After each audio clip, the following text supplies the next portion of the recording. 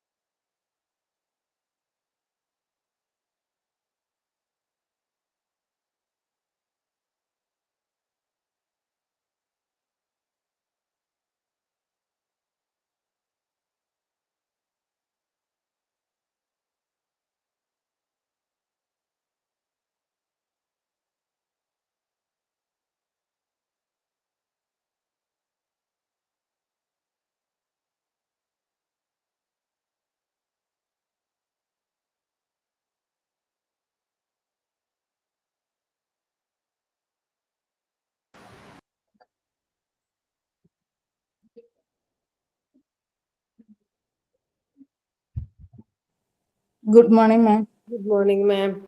Good morning, Good all. morning. Good morning, ma'am. Good morning, ma'am. Good morning, ma'am. Good morning, ma'am. Good morning, ma'am. Good morning, ma'am. Okay.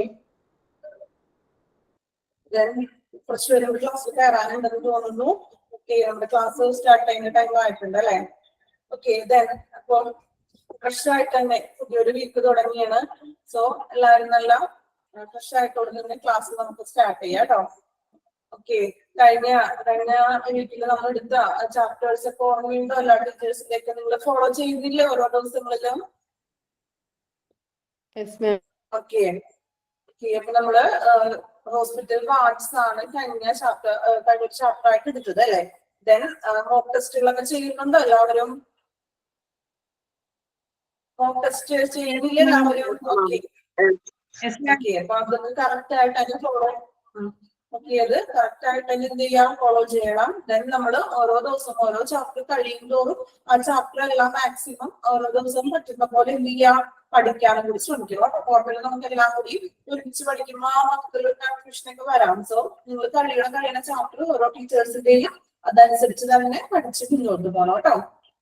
Then നമ്മൾ ഇന്നൊരു പുതിയൊരു chapter തുടങ്ങുകയാണ്, chapter 9 inpatient department. അപ്പൊ നിങ്ങൾ എന്ത് ചെയ്യാം, നിങ്ങളുടെ നോട്ട്ബുക്കിൽ ഓരോ ചാപ്റ്റർ ഓരോ ടീച്ചേഴ്സ് ഒക്കെ എടുക്കുന്നില്ലേ, അതെല്ലാം ഓരോന്നും നിങ്ങൾ ഫ്രണ്ടില് ഒന്നിങ്ങനെ ജസ്റ്റ് ഫ്രണ്ട് പേജ് എടുത്തിട്ട് ഒരു ടീച്ചറിന്റെ പേര് എഴുതാം, ആ ടീച്ചർ എടുക്കുന്ന ചാപ്റ്റേഴ്സ് ഏതൊക്കെയാണ് ഒന്ന് ടിക്ക് ചെയ്ത് ഓരോ ചാപ്റ്റേഴ്സ് കഴിഞ്ഞുവെങ്കിൽ അത് എന്ത് ചെയ്യാം, ഒന്ന് ടിക്ക് ചെയ്ത് പോകണം കേട്ടോ. അപ്പൊ നമുക്ക് ഏതൊക്കെയാണ് മനസ്സിലായതെന്ന് അറിയാൻ വേണ്ടി എല്ലാം കൂടി കുഴഞ്ഞു മറിയരുതും. സോ ഒന്ന് ടിക്ക് ചെയ്ത് ഓരോ ചാപ്റ്റർ കഴിയുന്നത് കൺഫ്യൂഷൻ ആവാണ്ടിരിക്കാൻ വേണ്ടി കേട്ടോ. പല ടീച്ചേഴ്സ് നമുക്ക് ഓരോ പീരീഡ് ഒക്കെ ആവുന്നത് കൊണ്ടേ കൺഫ്യൂഷൻ വരാലോ. സോ എന്ത് ചെയ്യാ, ഓരോ ടീച്ചേഴ്സിനെയും കഴിയുന്നതനുസരിച്ച് ഒന്ന് ടിക്ക് ചെയ്ത് പോകാം കേട്ടോ. ഓക്കെ, ദെൻ നമുക്ക് ക്ലാസ് തുടങ്ങാം. കയ്യില് ഈ ഒരു ചാപ്റ്ററിന്റെ കോപ്പി ഉള്ളവരാണെങ്കിൽ നിങ്ങൾ എന്ത് ചെയ്യാം, ഒന്ന് കോപ്പി എടുത്ത് കയ്യിൽ പിടിക്കാം. ഓക്കെ, അല്ലാത്തവരാണെങ്കിൽ കുഴപ്പമില്ല, അടുത്ത ദിവസം എന്ത് ചെയ്യാം, ഒന്ന് കോപ്പി കരുതണം കയ്യില്. ദെൻ നമുക്ക് അല്ലെങ്കിൽ നിങ്ങളിപ്പോ സ്ക്രീനിലൊക്കെ നോക്കാം കേട്ടോ. ഇപ്പൊ ക്ലാസ് സ്റ്റാർട്ട് ചെയ്യുമ്പോൾ എല്ലാ ദിവസവും പറയുന്നത് പോലെ മാക്സിമം എല്ലാവരും മ്യൂട്ട് ചെയ്യാൻ ശ്രമിക്കാം. നമുക്ക് ലാസ്റ്റ് ഒരു 10 മിനിറ്റ്സ് എന്താണ് നിങ്ങളുടെ ഡൗട്ട്സുകളും കാര്യങ്ങളൊക്കെ ഉണ്ടെങ്കിൽ ബാക്കി നമ്മളുടെ നമ്മുടെ ടോപ്പിക്കിനെ സംബന്ധിച്ചോ മറ്റു നമ്മുടെ പഠനത്തെ സംബന്ധിച്ചോ വരുന്ന കാര്യങ്ങളൊക്കെ നമുക്ക് ഡിസ്കസ് ചെയ്യാം. പരമാവധി നിങ്ങൾ മ്യൂട്ട് ചെയ്യാം. നമുക്കിപ്പോ മഴയുടെ പ്രശ്നമൊക്കെ ഉണ്ട് പല സ്ഥലങ്ങളും അല്ലെ, ഓരോരുത്തർക്കും റേഞ്ച് ഇഷ്യൂസ് ഒക്കെ ഉണ്ടാവുമല്ലോ. നമ്മൾ ഒരാളുടെ സംസുകളും കാര്യങ്ങളും വോയിസ് ബ്രേക്ക് ആകും, അങ്ങനെയുള്ള പ്രോബ്ലംസ് ഒക്കെ വരും. അപ്പൊ അതൊന്നും വരാണ്ടിരിക്കാൻ വേണ്ടി എന്ത് ചെയ്യാം, മ്യൂട്ട് ചെയ്യണം കേട്ടോ. ഓക്കെ, ദെൻ അപ്പൊ നമ്മൾ ക്ലാസ് സ്റ്റാർട്ട് ചെയ്യുന്നതാണ്. പുതിയൊരു ചാപ്റ്റർ ആണ് ഇൻപേഷ്യന്റ് ഡിപ്പാർട്ട്മെന്റ്. ഇൻപേഷ്യന്റ് ഇന്നുള്ളൊരു ടേം നമ്മൾ ഇൻ ആൻഡ് ഔട്ട് എന്നൊക്കെ പറയാറുണ്ട് അല്ലെ. ഇന്ന് പറഞ്ഞാൽ എന്താണ്, ഉള്ളിലുള്ള എന്നൊക്കെ ഒരു മീനിങ് ആണ് അല്ലെ, ഉള്ളില്. അല്ലെങ്കിൽ ഔട്ട് മീൻസ് പുറത്ത്, ഔട്ട് ഓഫ് ദ ഏരിയ എന്ന് പറഞ്ഞാൽ എന്താണ്, പുറത്തുള്ള ഒരു ഏരിയ അല്ലെ. അപ്പൊ ഇന്ന് പറയുന്നത് ഉള്ളിലുള്ള, നമ്മൾ നോർമലി പറയാനുള്ള ആ ഒരു ടേം തന്നെ മീൻസ് ഉള്ളില്. അപ്പോ ഇൻപേഷ്യന്റ് ഡിപ്പാർട്ട്മെന്റ് മീൻസ് എന്തായിരിക്കും, ഉള്ളിലുള്ള പേഷ്യൻസ്, അതായത് ഹോസ്പിറ്റലിന് ഉള്ളിലുള്ള പേഷ്യൻസിന്റെ പ്രത്യേകതകൾ. ആ ഒരു ഇതാണ് നമ്മൾ നോക്കാൻ വന്നത്. ഇനി എന്താണ് ഇൻപേഷ്യന്റ് എന്നൊക്കെ നമ്മൾ പഠിക്കാൻ പോകുന്നുള്ളൂ, നോക്കാം കേട്ടോ. ഇൻപേഷ്യന്റ് ഡിപ്പാർട്ട്മെന്റ് നോക്കാം. First point indoor patient department അല്ലെങ്കിൽ IPD. അപ്പൊ നമ്മളൊരു പുതിയ ടേം കണ്ടായിരുന്നു, IPD. കോപ്പി ഉണ്ടെങ്കിൽ ഒന്ന് അണ്ടർലൈൻ ചെയ്ത് വെക്കാട്ടോ. IPD, indoor patient department. Indoor patient department known as IPD. Okay, indoor patient department mention that areas of the hospitals where patients are accommodated after being admitted, based on doctor's specialist assessment from the outpatient department, emergency services and ambulatory care. Okay, എന്തെങ്കിലും മനസ്സിലായോ? ഞാൻ നിങ്ങളോട് എന്തെങ്കിലും ഇപ്പോ നിങ്ങളോട് എന്തെങ്കിലും ചോദിക്കുകയാണെങ്കിൽ നിങ്ങൾ അതിനൊന്ന് നിങ്ങൾ കേൾക്കുന്നുണ്ടെന്ന് മനസ്സിലാവണ്ടേ? നിങ്ങൾ പറയണ്ട, ജസ്റ്റ് ഒന്ന് കമന്റ് ചെയ്യുക, അല്ലെങ്കിൽ ഒന്ന് തംസപ്പ് ഒക്കെ ഒന്ന് എന്തെങ്കിലും സൈൻ ഒക്കെ കാണിക്കണോട്ടോ, റിപ്ലൈ വേണ്ടേ? ഓക്കെ, അപ്പോ നമ്മള് IPD എന്ന് കണ്ടു, ഇൻഡോർ പേഷ്യന്റ് ഡിപ്പാർട്ട്മെന്റ്. ദെൻ ഒരെണ്ണം കൂടി കണ്ടു, ഔട്ട് പേഷ്യന്റ് ഡിപ്പാർട്ട്മെന്റ്, അതായത് OPD. അപ്പോ IPD ആൻഡ് OPD ഇനി നമുക്ക് എന്താണ് ഒരു IPD അല്ലെങ്കിൽ OPD എന്ന് ആദ്യം വെച്ചിട്ട് പറയാം. അപ്പൊ നിങ്ങൾക്ക് ബാക്കി പയ്യെ മനസ്സിലാവും. IPD മീൻസ് IPD നമ്മൾ പറഞ്ഞു ഇൻഡോർ പേഷ്യന്റ് ഡിപ്പാർട്ട്മെന്റ്. ഇന്ന് എന്താണ് ഉള്ളിലുള്ളത്, അതായത് ഹോസ്പിറ്റലിൽ ഉള്ളിലുള്ള പേഷ്യൻസ്. ഔട്ട് പേഷ്യന്റ് എന്ന് വെച്ചാൽ എന്തായിരിക്കും? ഔട്ട് മീൻസ് ഞാൻ പറഞ്ഞു പുറത്തുള്ള, ഔട്ട് ഓഫ് ദ ഏരിയ എന്നൊക്കെ നമ്മൾ പറയാറില്ലേ, ഔട്ട് പേഷ്യന്റ്. അപ്പോ ഔട്ട് പേഷ്യന്റ് എന്ന് പറഞ്ഞാൽ എന്താണ്? പുറത്തുള്ള പേഷ്യന്റ് എന്ന് പറഞ്ഞാൽ ആരായിരിക്കും? പുറത്തുള്ള പേഷ്യന്റും അകത്തുള്ള പേഷ്യന്റും. എന്താണ് അവിടെ നമുക്ക് അർത്ഥമാക്കുക? പുറത്തുള്ള പേഷ്യന്റ് എന്ന് പറഞ്ഞാൽ ആരാണ്? ഇപ്പോ നമ്മളൊരു ചെറിയ പനിയോ ചുമയോ വന്ന് ഹോസ്പിറ്റലിലേക്ക് പോയി നമ്മൾ എന്ത് ചെയ്തു? ഡോക്ടറെ കണ്ടു. ഡോക്ടർ നമുക്ക് മെഡിസിൻ എഴുതി, അല്ലെങ്കിൽ വേറെ കുഴപ്പമൊന്നുമില്ല, അല്ലെങ്കിൽ 3 days അല്ലെങ്കിൽ 5 days മെഡിസിൻ കഴിച്ചിട്ട് കുറവില്ലാന്നുണ്ടെങ്കിൽ ഒന്നുകൂടി വരാൻ പറയും. അപ്പൊ നമ്മൾ എന്ത് ചെയ്തു? ഡോക്ടറെ കണ്ടു, മരുന്ന് വാങ്ങിച്ചു, വീട്ടിൽ പോയി. അതാണ് ഒരു ഔട്ട് പേഷ്യന്റ് എന്ന് പറയുന്നത്. നമ്മള് വന്നു, ഡോക്ടറെ കണ്ടു, മെഡിസിൻ വാങ്ങിച്ചു, നമ്മൾ കിടക്കാതെ തന്നെ, നമ്മൾ അഡ്മിറ്റ് ഒന്നും ചെയ്തില്ല, നമ്മള് മരുന്ന് വാങ്ങിച്ചിട്ട് എന്ത് ചെയ്തു? വീട്ടിലേക്ക് പോയി. ആ ഒരു സെക്ഷനാണ് എന്ന് പറയുക ഔട്ട് പേഷ്യന്റ്, പുറമേ ഉള്ളത്. മനസ്സിലായോ? Out patient. ഇൻ പേഷ്യന്റ് എന്ന് പറയുന്നത് എന്തായിരിക്കും? അതിന്റെ ഓപ്പോസിറ്റ്. നമ്മൾ ഡോക്ടറെ കണ്ടു, പക്ഷേ നമ്മുടെ രോഗാവസ്ഥയെ മനസ്സിലാക്കി ഡോക്ടർ പറഞ്ഞു ഇത്ര ദിവസം അഡ്മിറ്റ് ആവണം, അല്ലെ? അപ്പൊ നമ്മൾ ആ ഹോസ്പിറ്റലിനുള്ളിൽ തന്നെ അഡ്മിറ്റഡ് ആയി നമ്മൾ, അതായത് ഹോസ്പിറ്റലിന്റെ ഉള്ളിലാണ് നമ്മള്. സോ അങ്ങനെ വരുന്നതാണ് IPD, ഇൻഡോർ പേഷ്യന്റ് ഡിപ്പാർട്ട്മെന്റ് എന്ന് പറയുന്നത്. ക്ലിയർ ആയോ? ഔട്ട് പേഷ്യന്റ് പറഞ്ഞാല് നമ്മള് ഡോക്ടറെ കണ്ടു, മരുന്ന് വാങ്ങിച്ച് തിരികെ വീട്ടിലേക്ക് പോയി. ഇൻ പേഷ്യന്റ് പറഞ്ഞാൽ എന്താണ്? അങ്ങനെയല്ല, നമ്മൾ അവിടെ അഡ്മിറ്റഡ് ആയി, ഓൾറെഡി ഒരാഴ്ചയോളം അഡ്മിറ്റഡ് ആവുന്നത്, ഉള്ളിൽ വരുന്നത്, ഹോസ്പിറ്റലിന്റെ ഉള്ളിൽ വരുന്നതാണ് ഇൻഡോർ പേഷ്യന്റ് ഡിപ്പാർട്ട്മെന്റ്. ക്ലിയർ ആയോ എല്ലാവർക്കും? ആയോ? ഓക്കെ, മനസ്സിലായില്ലേ? ഓക്കെ, ഇനി നിങ്ങൾക്ക് എന്താണെന്ന് മനസ്സിലായിക്കോളൂ കേട്ടോ. ഇപ്പൊ ഞാനൊരു എന്താ പറയാ, ഒരു സ്റ്റാർട്ടിങ് ഇട്ട് തന്നിട്ടുണ്ട്. ഇനി ക്ലിയർ ആണ് നമ്മൾ പറയുന്നത് കേട്ടോ. ഓക്കെ, അപ്പോ നോക്കാം. Indoor patient department mention that. ഇനി എന്താണ് ഇൻഡോർ പേഷ്യന്റ് എന്നത്? അതായത് ഉള്ളിലുള്ള പേഷ്യൻസ് എന്ന് ഉദ്ദേശിക്കുന്നത് എന്താണെന്നാണ് കേട്ടോ. Indoor patient department mentions that areas of the hospital where patients are accommodated after being admitted based on doctor's specialist assessment from the outpatient department, emergency services and ambulatory care. നമുക്കറിയാം, ഒരു പേഷ്യന്റിനെ admit ആക്കുന്നത് എപ്പോഴാണ്? ഒരു ഡോക്ടറെ കണ്ടതിന് ശേഷമല്ല admit ആക്കുക, അല്ലെങ്കിൽ ഒരു പേഷ്യന്റ് ഹോസ്പിറ്റലിലേക്ക് വന്നു, ഒരു നഴ്സിന്റെ ട്രീറ്റ്മെന്റിൽ ഒരിക്കലും അഡ്മിറ്റഡ് ആക്കാറില്ല, അല്ലെ? സോ ഒരു അക്കോമഡേറ്റഡ് മീൻസ് നമ്മൾ അഡ്മിറ്റഡ് ആവുക. അക്കോമഡേറ്റഡ് മീൻസ് അറിയാലോ, അവിടെ താമസിക്കുക എന്നുള്ളൊരു മീനിങ് ആണ് അക്കോമഡേറ്റഡ് എന്ന് ഉദ്ദേശിക്കുന്നത്. അക്കോമഡേറ്റഡ് ആഫ്റ്റർ ബീങ് അഡ്മിറ്റഡ്, അല്ലെ? അഡ്മിറ്റഡ് ആക്കുന്ന ആ ഒരു ടൈം, അതായത് അഡ്മിറ്റ് ചെയ്യുന്ന ഒരു പേഷ്യന്റിനെയാണ് ഇൻഡോർ പേഷ്യന്റ് എന്ന് പറയുന്നത്. ഇനി എങ്ങനെയാണ് ഒരു പേഷ്യന്റിനെ അഡ്മിറ്റ് ചെയ്യുക? ബേസ്ഡ് ഓൺ ഡോക്ടേഴ്സ് അല്ലെങ്കിൽ ഏതെങ്കിലും specialist assessment from the out patient department. From the out patient department എന്ന് പറയുന്നത് എന്താണ്? നമ്മൾ പറഞ്ഞില്ലേ, നമ്മുടെ ആദ്യം ഒരു ഡോക്ടറെ കണ്ടു, ഡോക്ടർ നമ്മളെ ചികിത്സിച്ചു, ദെൻ നമുക്ക് ആ ഡോക്ടറിന്റെ ഒരു ചികിത്സയുടെ അടിസ്ഥാനത്തില് നമ്മൾ ആദ്യം ഒരു ഔട്ട് പേഷ്യന്റ് ആയിരിക്കുമല്ലോ, നമ്മള് അഡ്മിറ്റഡ് ആക്കണോ അല്ലെങ്കിൽ വീട്ടിലേക്ക് പോയിട്ട് മെഡിസിൻ കഴിച്ചാൽ മതിയോ എന്ന് തീരുമാനിക്കുന്നത് ഒരു ഡോക്ടറിന്റെ അല്ലെങ്കിൽ ഒരു സ്പെഷ്യലിസ്റ്റിന്റെ അസസ്മെന്റിലൂടെയാണ്. സോ അതുകൊണ്ടാണ് ഈ ഔട്ട് പേഷ്യന്റ് ഡിപ്പാർട്ട്മെന്റ് എന്ന് അവിടെ ഉദ്ദേശിക്കുന്നത്. അപ്പൊ ഒരു ഡോക്ടറിന്റെ അല്ലെങ്കിൽ ഏതെങ്കിലും ഒരു സ്പെഷ്യലിസ്റ്റിന്റെ അവരുടെ ഒരു നിരീക്ഷണത്തിൽ നിന്ന് ആണ് നമ്മളെ അഡ്മിറ്റ് ആക്കുക. ദെൻ ഇനി എങ്ങനെയാണ്? Emergency services. ചില കേസുകളിൽ ഇപ്പോ പെട്ടെന്ന് എന്തെങ്കിലും ബുദ്ധിമുട്ടുകളൊക്കെ ഒരു എമർജൻസി കേസസുകൾ വന്നു, ഇപ്പോൾ ആക്സിഡന്റ് കേസസുകളോ അങ്ങനെയൊക്കെ നമ്മൾ ആദ്യം ചെല്ലുക അത്യാഹിത വിഭാഗത്തിലേക്കല്ലേ? ഹോസ്പിറ്റലിന്റെ എമർജൻസി ഡിപ്പാർട്ട്മെന്റിലാണ്. സോ എമർജൻസി ഡിപ്പാർട്ട്മെന്റിൽ നമ്മൾ കൊണ്ടുവന്നു ആ പേഷ്യന്റിന്. ചിലപ്പോൾ നൈറ്റൊക്കെയാണ് കൊണ്ടുവരണമെങ്കിൽ ആ ഡ്യൂട്ടി ഡോക്ടറൊക്കെ ഒരിക്കലും ഉണ്ടാവുക. സോ ഡ്യൂട്ടി ഡോക്ടർ നോക്കി ചികിത്സിച്ചു, പക്ഷെ ആളെ നമ്മൾക്ക് ഇത്ര ദിവസം അഡ്മിറ്റഡ് ആക്കേണ്ട കേസസ് ഒക്കെ ഉണ്ടാവും. ചെറിയ ചെറിയ അസുഖങ്ങളായിട്ട് വരുന്നവരാണെങ്കിൽ ചിലപ്പോൾ ഒരു അങ്ങനെ ക്യാഷ്വാലിറ്റി തന്നെ നമ്മൾക്ക് ഒരു ചിലപ്പോൾ എനിക്ക് തോന്നുന്നു 1 മണിക്കൂറോ 2 മണിക്കൂറോ അല്ലെങ്കിൽ ഒരു ട്രിപ്പ് ഇടുകയോ അല്ലെങ്കിൽ ഒരു ഇഞ്ചക്ഷൻ ഒക്കെ തന്നിട്ട് നമ്മളെ തിരികെ വീട്ടിലേക്ക് വിടും. പക്ഷെ എല്ലാ കേസസിലും അങ്ങനെയില്ല. ചില എമർജൻസി കേസസിൽ നമ്മൾ അഡ്മിറ്റഡ് ആകേണ്ട അവസ്ഥ വരും. അപ്പൊ എമർജൻസി സർവീസസിൽ നിന്നും അഡ്മിറ്റഡ് ആകുന്ന പേഷ്യൻസും. Ambulatory care. എന്താണ് ആംബുലേറ്ററി കെയർ മീൻസ്? പേടിക്കേണ്ട, എളുപ്പമാണ്. ആംബുലേറ്ററി കെയർ എന്ന് ഉദ്ദേശിക്കുന്നത് ഇപ്പൊ കുറച്ച് രോഗനിർണയം, കുറച്ച് ടെസ്റ്റുകളൊക്കെ നടത്തി, അല്ലെങ്കിൽ ആ ടെസ്റ്റുകൾ അല്ലെങ്കിൽ ഒരു കുറച്ച് ടെസ്റ്റുകൾ എന്താണ് രോഗം എന്ന് കണ്ടുപിടിക്കാൻ വേണ്ടിയിട്ട് ചിലപ്പോൾ നമ്മളോടൊരു കുറച്ച് ദിവസം കൂടെ അഡ്മിറ്റ് ആവാൻ പറയും. ടെസ്റ്റുകളൊക്കെ നടത്തിയിട്ട് ആ ടെസ്റ്റിന്റെ റിസൾട്ട് ഒക്കെ നോക്കട്ടെ, എന്നിട്ട് നമുക്ക് അതിന്റെ ട്രീറ്റ്മെന്റ് തുടങ്ങാമെന്ന് പറയും. സോ ഈ ആംബുലൻസ് കെയർ ഉദ്ദേശിക്കുന്നത് കുറച്ച് ടെസ്റ്റുകളും മറ്റു കാര്യങ്ങളും നിരീക്ഷണങ്ങളും അങ്ങനെ ഉൾപ്പെടുന്നതാണ് ഈ ആംബുലേറ്ററി കെയർ എന്ന് പറയുന്നത്. സോ ആംബുലേറ്ററി കെയറിൽ നിന്നും അല്ലെങ്കിൽ ഞാൻ പറഞ്ഞില്ല ഇപ്പൊ ആക്സിഡന്റ് കേസസുകളോ അങ്ങനെ വരുന്ന എമർജൻസി ഡിപ്പാർട്ട്മെന്റിൽ നിന്നൊക്കെയാണ് പേഷ്യന്റിനെ നമ്മൾ അഡ്മിറ്റ് ചെയ്യുന്നത്. ക്ലിയർ ആയോ ഏകദേശം? നിങ്ങൾക്ക് indoor patient and out patient department okay ആയോ? മനസ്സിലായോ? ഇൻഡോറും ഔട്ട് പേഷ്യന്റും ഓക്കെ. ആ സെയിം കാര്യം തന്നെയാണ് ഇവിടെ പറയുന്നത്. അതായത് അഡ്മിറ്റ് ചെയ്യുന്നത് ഉദ്ദേശിക്കുന്നത് നമ്മളൊരു ഔട്ട് പേഷ്യന്റ് ഡിപ്പാർട്ട്മെന്റിൽ നിന്നും നമ്മള് ഡോക്ടറെ കണ്ടു, ഡോക്ടർ നമ്മളെ ചികിത്സിച്ചു, മെഡിസിൻ തന്നു, എന്നിട്ട് നമ്മളോട് ചിലപ്പോ പറയും ചില പേഷ്യൻസിന് അഡ്മിറ്റഡ് ആവശ്യമാണ്. സോ അപ്പൊ അങ്ങനെ നമ്മൾ ഡോക്ടറെ കണ്ടതിന് ശേഷം അഡ്മിറ്റ് ആക്കുകയും ചില എമർജൻസി കേസസുകളിൽ അത്യാഹിത വിഭാഗങ്ങളൊക്കെ വരില്ലേ, അങ്ങനെയുള്ള കേസസ്, ഇപ്പൊ ആക്സിഡന്റ് കേസസുകള്, അങ്ങനെയുള്ള എന്തെങ്കിലും വീഴും അങ്ങനെയുള്ള കേസുകളൊക്കെ ഇല്ലേ, അപ്പോ അങ്ങനെയുള്ള എമർജൻസി ഡിപ്പാർട്ട്മെന്റിൽ നിന്നും ആംബുലേറ്ററി കെയർ ഞാൻ പറഞ്ഞില്ലേ, ഇപ്പൊ രോഗനിർണയത്തിന് വേണ്ടി ടെസ്റ്റുകളൊക്കെ ചെയ്യുകയോ നിരീക്ഷിക്കുകയോ അങ്ങനെയൊക്കെ ചെയ്തതിന് ശേഷം അഡ്മിറ്റഡ് ആവുന്നതാണ് ആംബുലേറ്ററി കെയർ. ഇങ്ങനെയുള്ള ഡിപ്പാർട്ട്മെന്റിൽ നിന്നൊക്കെയാണ് പേഷ്യന്റിനെ നമ്മൾ അഡ്മിറ്റഡ് ആക്കുക. ഇതാണ് ഫസ്റ്റ് പോയിന്റിൽ പറയുന്നത്. റിപ്പീറ്റ് ചെയ്യാട്ടോ.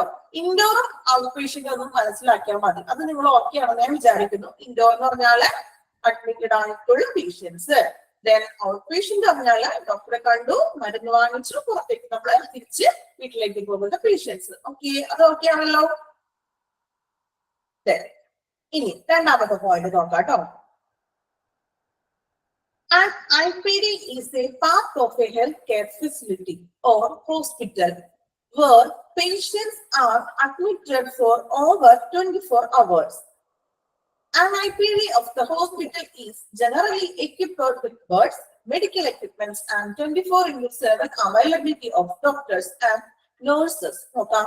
അപ്പോ ഒരു IPD എന്ന് പറയുന്നത് ഒരു ഹെൽത്ത് കെയർ ഫെസിലിറ്റിയില് അല്ലെങ്കിൽ ഒരു ഹോസ്പിറ്റലിൽ ഒരു പാർട്ടാണ് അല്ലെ. ഒരു IPD സെക്ഷൻ എന്ന് പറഞ്ഞാല് അഡ്മിറ്റ് ചെയ്യുന്ന ആ ഒരു സെക്ഷൻ എന്ന് പറഞ്ഞാല് ഒരു ഹോസ്പിറ്റലിൽ ഇമ്പോർട്ടന്റ് ആയിട്ടുള്ള ഒരു പാർട്ടാണ് അല്ലെ, നമുക്കറിയാവുന്ന കാര്യമാണ് അല്ലെ, ഒരു ഭാഗമാണ്. Hospital where patients are admitted over 24 hours. Admitted ആക്കുക എന്നതിനർത്ഥം എന്താണ്?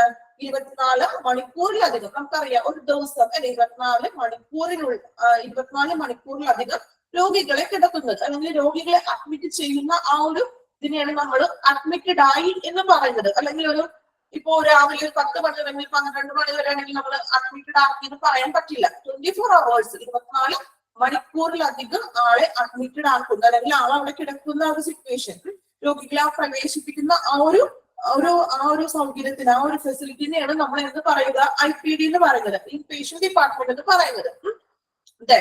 An IPD of hospital is generally equipped with beds. നമ്മൾ പറഞ്ഞു, നമ്മൾ വാർഡിൽ പറഞ്ഞില്ലേ, വാർഡില് ഒത്തിരി ബെഡ്സും കാര്യങ്ങളൊക്കെ അവൈലബിൾ ആണ്. അതുപോലെ തന്നെ കിടക്കുന്ന റൂമുകളും ഈ വാർഡുകളും എല്ലാം ഈ ഒരു ഇൻഡോർ ഡിപ്പാർട്ട്മെന്റിൽ ഉൾപ്പെടും അല്ലെ. അപ്പോ with beds, medical equipments, 24/7 availability of doctors. ഞാൻ പറഞ്ഞു അവിടെ മെഡിക്കൽ എക്യുപ്മെന്റ്സ് ഉണ്ടാവും നമ്മൾ കിടക്കുമ്പോ അല്ലെ. നമ്മൾ അഡ്മിറ്റഡ് ആകുമ്പോൾ അവിടെ ബെഡ്സും കാര്യങ്ങളൊക്കെ ഇല്ലേ. നമ്മൾ അഡ്മിറ്റഡ് ആകുന്നത് എവിടെയാണ്? അല്ലെങ്കിൽ റൂമിലായിരിക്കും അല്ലെങ്കിൽ വാർഡിലായിരിക്കും അല്ലെ. അവിടെ ബെഡ്സുകളുണ്ട്, ബെഡ്സ് അവൈലബിൾ ആണ്.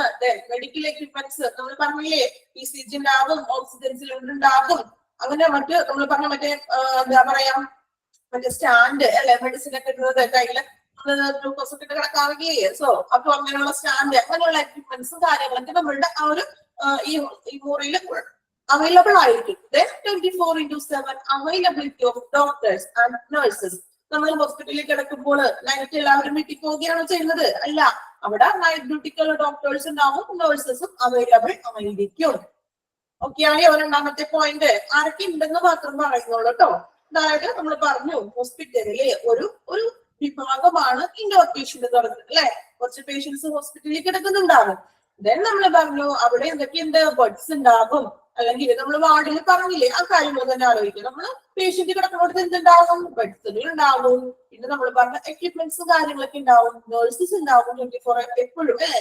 ഇനി അതുപോലെ തന്നെ ഡോക്ടേഴ്സ് ഉണ്ടാവും. ഇപ്പോൾ ഡ്യൂട്ടി ഡോക്ടേഴ്സും അങ്ങനെയുള്ള ഡോക്ടേഴ്സ് ഒക്കെ നമുക്ക് നൈറ്റിൽ ആയാലും അവൈലബിൾ ആണ്.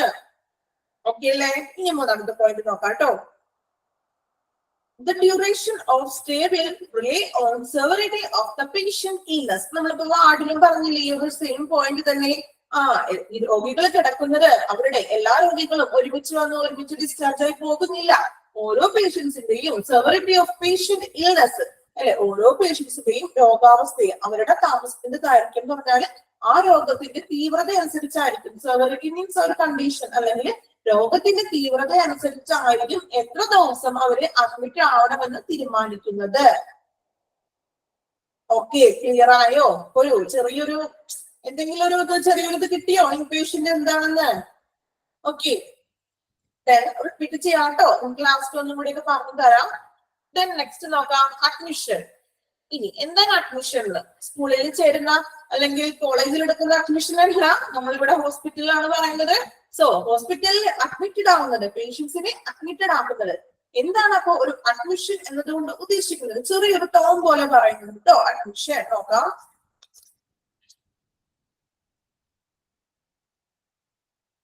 It means allowing a client to stay in the hospital for observation, investigation and treatment of diseases he is suffering from. നോട്ടത്തിൽ തന്നെ മീനിങ് മനസ്സിലായോ? It means allowing a client to stay in the hospital for observation. എന്താണ് ഒരു client എന്നോട് ഉദ്ദേശിക്കുന്നത്? ഒരു patient ആണ് അല്ലെ. അപ്പോ ഒരു പേഷ്യന്റിന് ഹോസ്പിറ്റലില് നിരീക്ഷണത്തിന് വേണ്ടി, നിരീക്ഷിക്കുന്നത് എന്തിനാണ്? അസുഖം കണ്ടെത്താനല്ലേ? ഒബ്സർവേഷന് വേണ്ടി ഒരു പേഷ്യന്റിനെ, ഒരു ക്ലയന്റിനെ നമ്മള് ആശുപത്രിയിൽ തുടരാൻ അനുവദിക്കുക. അനുഭവിക്കുന്ന ആ ഒരു രോഗത്തിന്റെ എന്താണോ അദ്ദേഹം സഫറിങ് ഫ്രം, അനുഭവിക്കുന്ന രോഗം എന്ത് രോഗാവസ്ഥയാണോ അതിനു വേണ്ടിയിട്ടുള്ള ഒരു ചികിത്സയ്ക്ക് വേണ്ടി ഒരു പേഷ്യന്റിനെ ഹോസ്പിറ്റലിൽ തുടരാൻ അനുവദിക്കുക എന്നതാണ് അഡ്മിഷൻ എന്ന് പറയുന്നത്. ഇത് നമുക്ക് വായിക്കേണ്ട ആവശ്യമൊന്നുമില്ല, നമുക്ക് എല്ലാവർക്കും അറിയാവുന്ന കാര്യമാണ് അല്ലെ. വെറുതെ പോയിട്ട് ആരും ഹോസ്പിറ്റലിൽ അഡ്മിറ്റഡ് ആകുന്നില്ല അല്ലെ. അതിനൊരു കാരണമുണ്ട്. ഒരു അസുഖം എന്തെങ്കിലും അസുഖമുണ്ട് അല്ലെ. അപ്പൊ അത് എന്താണെന്ന് കണ്ടുപിടിക്കണം. കണ്ടുപിടിച്ചിട്ട് അതിന്റെ ചികിത്സ ചെയ്യണം. അതിനു വേണ്ടിയിട്ടാണ് നമ്മൾ എന്ത് ചെയ്യുക? ഹോസ്പിറ്റലിൽ അഡ്മിറ്റഡ് ആവുക. സെയിം പോയിന്റ് തന്നെ നമുക്ക് വായിച്ചു നോക്കാം. It means allowing a client to stay in the hospital for observation, investigation and treatment of diseases he is suffering from. ഒരു പേഷ്യന്റ് അദ്ദേഹത്തിന്റെ രോഗത്തിന് വേണ്ടി, അതിന്റെ രോഗ ചികിത്സയ്ക്ക് വേണ്ടി ആ പേഷ്യന്റിനെ ആ ഹോസ്പിറ്റലിൽ തുടരാൻ അനുവദിക്കുക എന്നതാണ് അഡ്മിഷൻ എന്നതുകൊണ്ട് അർത്ഥമാക്കുക. ക്ലിയർ ആയില്ലേ? അഡ്മിഷൻ ഓക്കെ ആണോ എല്ലാവരും? ഓക്കെ, ഓൾമോസ്റ്റ് മനസ്സിലായി കാണുന്നു വിചാരിക്കുന്നു കേട്ടോ. ഓക്കെ, ദെൻ നെക്സ്റ്റ് നോക്കാം. Purpose of admission procedure. Purpose of admission procedure. ഇനി എന്തിനാണ് ഇങ്ങനെ നമ്മള് പേഷ്യൻസിനെ അഡ്മിറ്റ് ആക്കുന്നത്? അതിന്റെ പർപ്പസുകൾ എന്തൊക്കെയാണ് അല്ലെ? നമ്മള് വാർഡിന്റെ ചാപ്റ്ററിൽ പഠിച്ചില്ലേ എന്തിനാണ് ഇങ്ങനെയുള്ള ഒരു വാർഡ്? അതിനൊരു ഉദ്ദേശങ്ങളുണ്ട്. അതുപോലെ തന്നെ ഇവിടെയും ഇങ്ങനെ രോഗികളെ അഡ്മിറ്റ് ചെയ്യുന്നത് കൊണ്ട് എന്താണ് ഉദ്ദേശിക്കുന്നത് അല്ലെങ്കിൽ എന്താണ് ഉദ്ദേശങ്ങൾ എന്നാണ് നോക്കുന്നത്. എളുപ്പമാണ്, കുഞ്ഞു പോയിന്റ്സ് ആണ്. നമ്മൾ കോമൺ ആയിട്ട് നമ്മളുടെ എക്സ്പീരിയൻസിലൂടെ നമുക്ക് അറിയാവുന്ന കാര്യങ്ങളൊക്കെ തന്നെയാണ് കേട്ടോ. നോക്കാം. ഫസ്റ്റ് പോയിന്റ് നോക്കാം.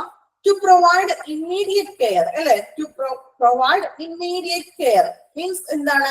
ഇമ്മീഡിയറ്റ് ആയിട്ടുള്ള ഒരു കെയർ ലഭിക്കുന്നതിന് വേണ്ടി അല്ലെ. ഇമ്മീഡിയറ്റ് ആയിട്ടുള്ള ഒരു കെയർ ലഭിക്കുന്നതിന് വേണ്ടിയിട്ട് ഉടനടി പരിചരണം അല്ലെങ്കിൽ പെട്ടെന്ന് ട്രീറ്റ്മെന്റ്സ് കിട്ടുന്നതിന് വേണ്ടി.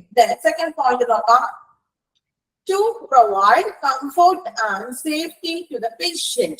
To provide comfort means എന്താണ്? നമുക്കൊരു കംഫർട്ട് ആയിട്ടിരിക്കുന്നതൊക്കെ പറയാറില്ലേ, നമുക്കൊരു ആശ്വാസവും അല്ലെങ്കിൽ എന്താ പറയാ ഒരു നമ്മൾ കോമൺ ആയിട്ട് പറയാറില്ലേ നമ്മള് കംഫർട്ട് ആണ് എന്നിട്ട്. സോ അപ്പൊ നമുക്കൊരു ആശ്വാസവും അല്ലെങ്കിൽ ഒരു സേഫ്റ്റി, നമുക്കൊരു സുരക്ഷിതത്വവും ലഭിക്കുന്നതിന് വേണ്ടിയിട്ടാണ് അഡ്മിറ്റ് ആകുന്നത്. ചിലപ്പോ നമ്മളൊരു ക്രിട്ടിക്കൽ അവസ്ഥയിൽ ഡോക്ടറെ വന്ന് കണ്ടുപോയി വീട്ടിൽ തിരിച്ചു പോയി പെട്ടെന്ന് പോണ വഴിക്ക് എന്തെങ്കിലുമൊക്കെ ബുദ്ധിമുട്ടൊക്കെ വരാം അല്ലെ. അപ്പൊ അങ്ങനെയൊക്കെ വരാണ്ടിരിക്കാൻ വേണ്ടിയിട്ട് നമ്മൾ അഡ്മിറ്റഡ് ആയാൽ നമ്മൾ സേഫ് ആണ് അല്ലെ. നമ്മുടെ ഡോക്ടേഴ്സും കാര്യങ്ങളൊക്കെ ഉണ്ട്. അപ്പൊ അങ്ങനെ നമ്മൾ കംഫോർട്ടും പേഷ്യന്റിന്റെ കംഫോർട്ടും സേഫ്റ്റിയും അല്ലെങ്കിൽ സുരക്ഷിതത്വവും ആശ്വാസവും ലഭിക്കുന്നതിന് വേണ്ടി ഒന്നാമത്തെ എന്തായിരുന്നു? ഇമ്മീഡിയറ്റ് ആയിട്ടുള്ള കെയർ കിട്ടുക. രണ്ടാമത്തെ നമ്മൾ പറഞ്ഞു കംഫോർട്ടായിട്ട് ഒരു സേഫ്റ്റി സുരക്ഷയ്ക്ക് വേണ്ടിയിട്ട്. മൂന്നാമത്തെ പോയിന്റ് നോക്കാം. To receive the patient in ward for admission as per his condition അല്ലെ. അതായത് ഇപ്പൊ ഒരു രോഗിയുടെ അവസ്ഥ അനുസരിച്ചുകൊണ്ട് ഞാൻ പറഞ്ഞില്ലേ, ഇപ്പൊ ഓരോ പേഷ്യൻസിനും വരുന്നത് ഓരോ കണ്ടീഷനിലായിരിക്കും. ചിലപ്പോൾ ചിലവരുടെ വളരെ രോഗാവസ്ഥ ഒരു കൂടിയ അവസ്ഥയിലേക്ക് ആയിരിക്കും. സോ അപ്പോ രോഗിയുടെ ഒരു അവസ്ഥ ഉണ്ടാവുമല്ലോ, ഓരോ കണ്ടീഷൻസ്. അപ്പോ രോഗിയുടെ അവസ്ഥ അനുസരിച്ച് ആശുപത്രിയിൽ തുടരാനായിട്ട് എന്ത് ചെയ്യാൻ അനുവദിക്കുക. പേഷ്യന്റ് ഇൻ വാർഡ് മീൻസ് വാർഡിൽ അല്ലെങ്കിൽ റൂമിലോ അല്ലെങ്കിൽ വാർഡിലോ തുടരാനായിട്ട് അനുവദിക്കുക.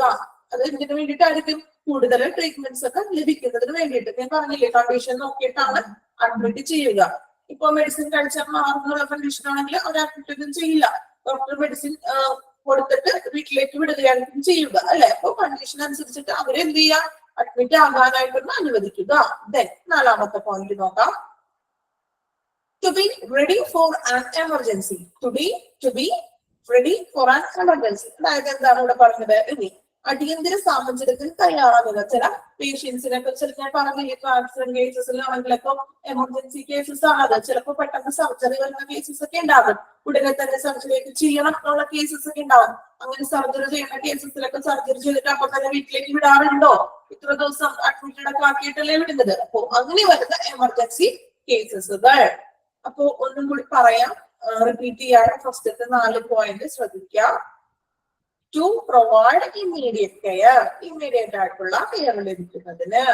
To provide comfort and safety to patient, ഒരു പേഷ്യന്റിന് കംഫോർട്ടായിട്ടും അല്ലെങ്കിൽ സേഫ്റ്റി ആയിട്ടും സുരക്ഷിതമായിട്ടും ഇരിക്കുന്നതിന് വേണ്ടി. മൂന്നാമത്തെ പോയിന്റ് നോക്കാം. To receive the patient in ward for admission as per his condition. രോഗിയുടെ രോഗാവസ്ഥ എന്താണോ അവരുടെ കണ്ടീഷൻ അതനുസരിച്ചിട്ട് എന്ത് ചെയ്യുക? വാർഡില് അല്ലെങ്കിൽ ഹോസ്പിറ്റലിൽ തുടരാനായിട്ട് അനുവദിക്കുക. ദെൻ നാലാമത്തെ point. To be ready for an emergency. ഇനി ഇതുപോലെ വല്ല സർജറീസോ എമർജൻസി ആയിട്ടുള്ള കാര്യങ്ങളൊക്കെ വരികയാണെങ്കിൽ ഇത് ചെയ്യുക, പേഷ്യൻസിനെ അഡ്മിറ്റ് ചെയ്യുക. ഓക്കെ, 4 പോയിന്റ് ക്ലിയർ ആയ എല്ലാവർക്കും? Okay, 4 point. ഓക്കെ, സ്പീഡ് കൂടുന്നുണ്ടോ ക്ലാസ്സിന്? കുഴപ്പമില്ലല്ലോ, ഫസ്റ്റ് ക്ലാസ് അല്ലേ, നല്ല എനർജറ്റിക് ആയിട്ട് തന്നെ പോയിക്കോട്ടെ, കുഴപ്പമില്ലല്ലോ. സ്പീഡ് കൂടുന്നുണ്ടെങ്കിൽ കമന്റ് ചെയ്യണം കേട്ടോ. ഓക്കെ, കുഴപ്പമില്ല എന്നിട്ടുണ്ട്. ഓക്കെ, ഫസ്റ്റ് ക്ലാസ് അല്ലേ, ഞാനിങ്ങനെ വളരെ സ്ലോവിൽ ഉറക്കം തൂക്കി പറഞ്ഞിട്ടുണ്ടെങ്കിൽ നിങ്ങൾക്കും അത് ബോറിംഗ് ആവും. സോ കുറച്ച് നമ്മൾ ആക്റ്റീവ് ആയിട്ട് തന്നെ ഫസ്റ്റ് ക്ലാസ് നമ്മൾ സ്റ്റാർട്ട് ചെയ്യാം, അല്ലെ? ഓക്കെ, അപ്പോ 4 പോയിന്റ് പറഞ്ഞു. നെക്സ്റ്റ് പോയിന്റ് നോക്കാം. To obtain information about the client so as to establish therapeutic nurse-patient relationship. നോക്കാം. To obtain information about the client. അപ്പോ informations about the client. Client എന്ന് ഉദ്ദേശിക്കുന്നത് പേഷ്യന്റ് കേട്ടോ. പേഷ്യൻസിനെ കുറിച്ചുള്ള ഇൻഫോർമേഷൻസുകൾ ഒബ്റ്റെയിൻ ചെയ്യുക. എന്തിനു വേണ്ടി? As to establish therapeutic means എന്താണെന്ന് അറിയാമോ? ചികിത്സാപരമായിട്ടുള്ളതാണ് കേട്ടോ മീനിങ്. തെറാപ്റ്റിക് മീൻസ് ചികിത്സാപരമായിട്ടുള്ള, രോഗിയെ സംബന്ധിക്കുന്ന ഒരു ചികിത്സാപരമായിട്ടുള്ള ഒരു കാര്യങ്ങളൊക്കെ ഒരു പേഷ്യന്റും നേഴ്സും തമ്മിലുള്ള കാര്യങ്ങളൊക്കെ രോഗിയെ സംബന്ധിച്ചിട്ടുള്ള അല്ലെങ്കിൽ വിവരങ്ങളൊക്കെ ഒന്ന് ഇൻഫോർമേഷൻസ് ഒക്കെ ഒന്ന് ഒബ്റ്റെയിൻ ചെയ്യുക, മനസ്സിലാക്കിക്കൊണ്ട് ആ ഒരു റിലേഷൻഷിപ്പ് കീപ്പ് ചെയ്യാൻ വേണ്ടിയിട്ട്, അല്ലെ? നമ്മള് ഹോസ്പിറ്റലിൽ അഡ്മിറ്റഡ് ആകുമ്പോ ഞാൻ പറഞ്ഞു നേഴ്സസ് നമ്മളുടെ അടുത്ത് വരും, അല്ലെ?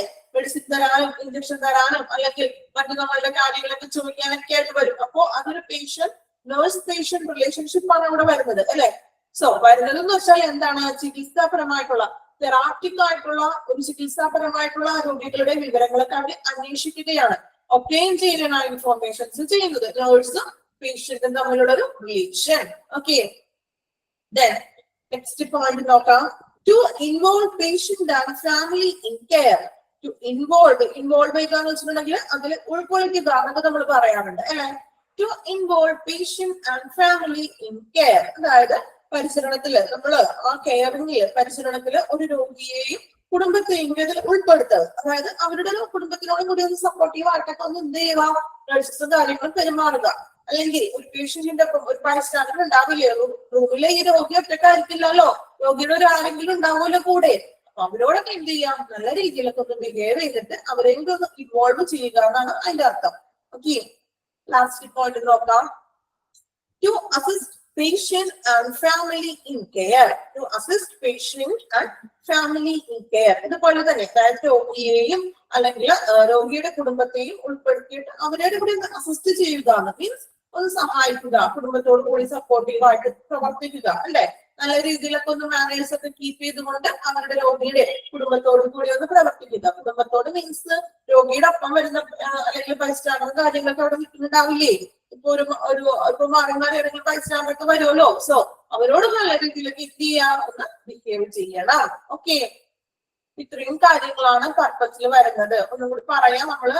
ഓക്കെ, ഒബ്റ്റെയിൻ ഇൻഫോർമേഷൻ അബൌട്ട് രോഗിയും അല്ലെങ്കിൽ പേഷ്യൻസും തമ്മിൽ ചികിത്സാപരമായിട്ടുള്ള ഒരു നല്ലൊരു റിലേഷൻഷിപ്പ് കീപ്പ് ചെയ്യണം. ഓക്കെ, ഞാൻ പറഞ്ഞു ഫാമിലിനെയും കൂടി ഉൾപ്പെടുത്തുക. ഫാമിലിക്ക് വേണ്ടുന്ന അല്ലെങ്കിൽ അവർക്ക് എന്തെങ്കിലും ഹെൽപ്പ് ഒക്കെ ചെയ്യാനുണ്ടെങ്കിൽ അങ്ങനെയുള്ള ഹെൽപ്സും കാര്യങ്ങളും ചെയ്തു കൊടുക്കുക. ഓക്കെ, ഇത്രയുമാണ് പർപ്പസ് ഓഫ് അഡ്മിഷനിൽ വരുന്നത്. നിങ്ങളൊന്ന് ഒരു സെക്കൻഡ് ടൈം തരാം. നിങ്ങളൊന്ന് എന്താണെന്ന് ഒന്ന് ഓടിച്ചിട്ടൊന്ന് ഫസ്റ്റ് തുടങ്ങി ഒന്ന് വായിക്കണേ. ഫസ്റ്റ് തുടങ്ങി കേട്ടോ. നമ്മള് ഇൻപേഷ്യന്റ് ഡിപ്പാർട്ട്മെന്റ് പറഞ്ഞു, അഡ്മിഷൻ പറഞ്ഞു, ദെൻ പർപ്പസ് പറഞ്ഞു. ഓക്കെ, അത്രയും ഒന്ന് റീഡ് ചെയ്യണേ. ഇമ്പോർട്ടന്റ് ആയിട്ട് വരുന്നതൊന്ന് അണ്ടർലൈൻ ചെയ്യാം കേട്ടോ. IPD അണ്ടർലൈൻ ചെയ്യണം. ദെൻ ഔട്ട് പേഷ്യന്റ് ഡിപ്പാർട്ട്മെന്റും ഒന്ന് അണ്ടർലൈൻ ചെയ്തേക്കും. OPD. ഓക്കെ,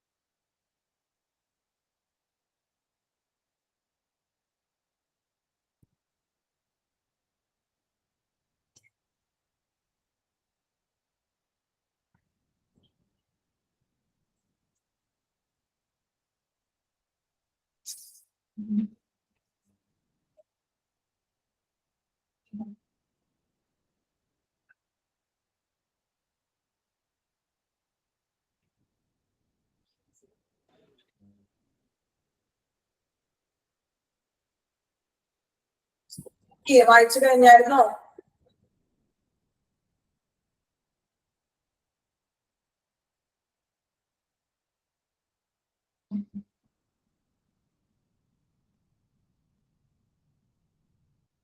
മാം തേർഡ് പോയിന്റ് ഒന്ന് പറഞ്ഞുതരാം. Third point. ഓക്കെ,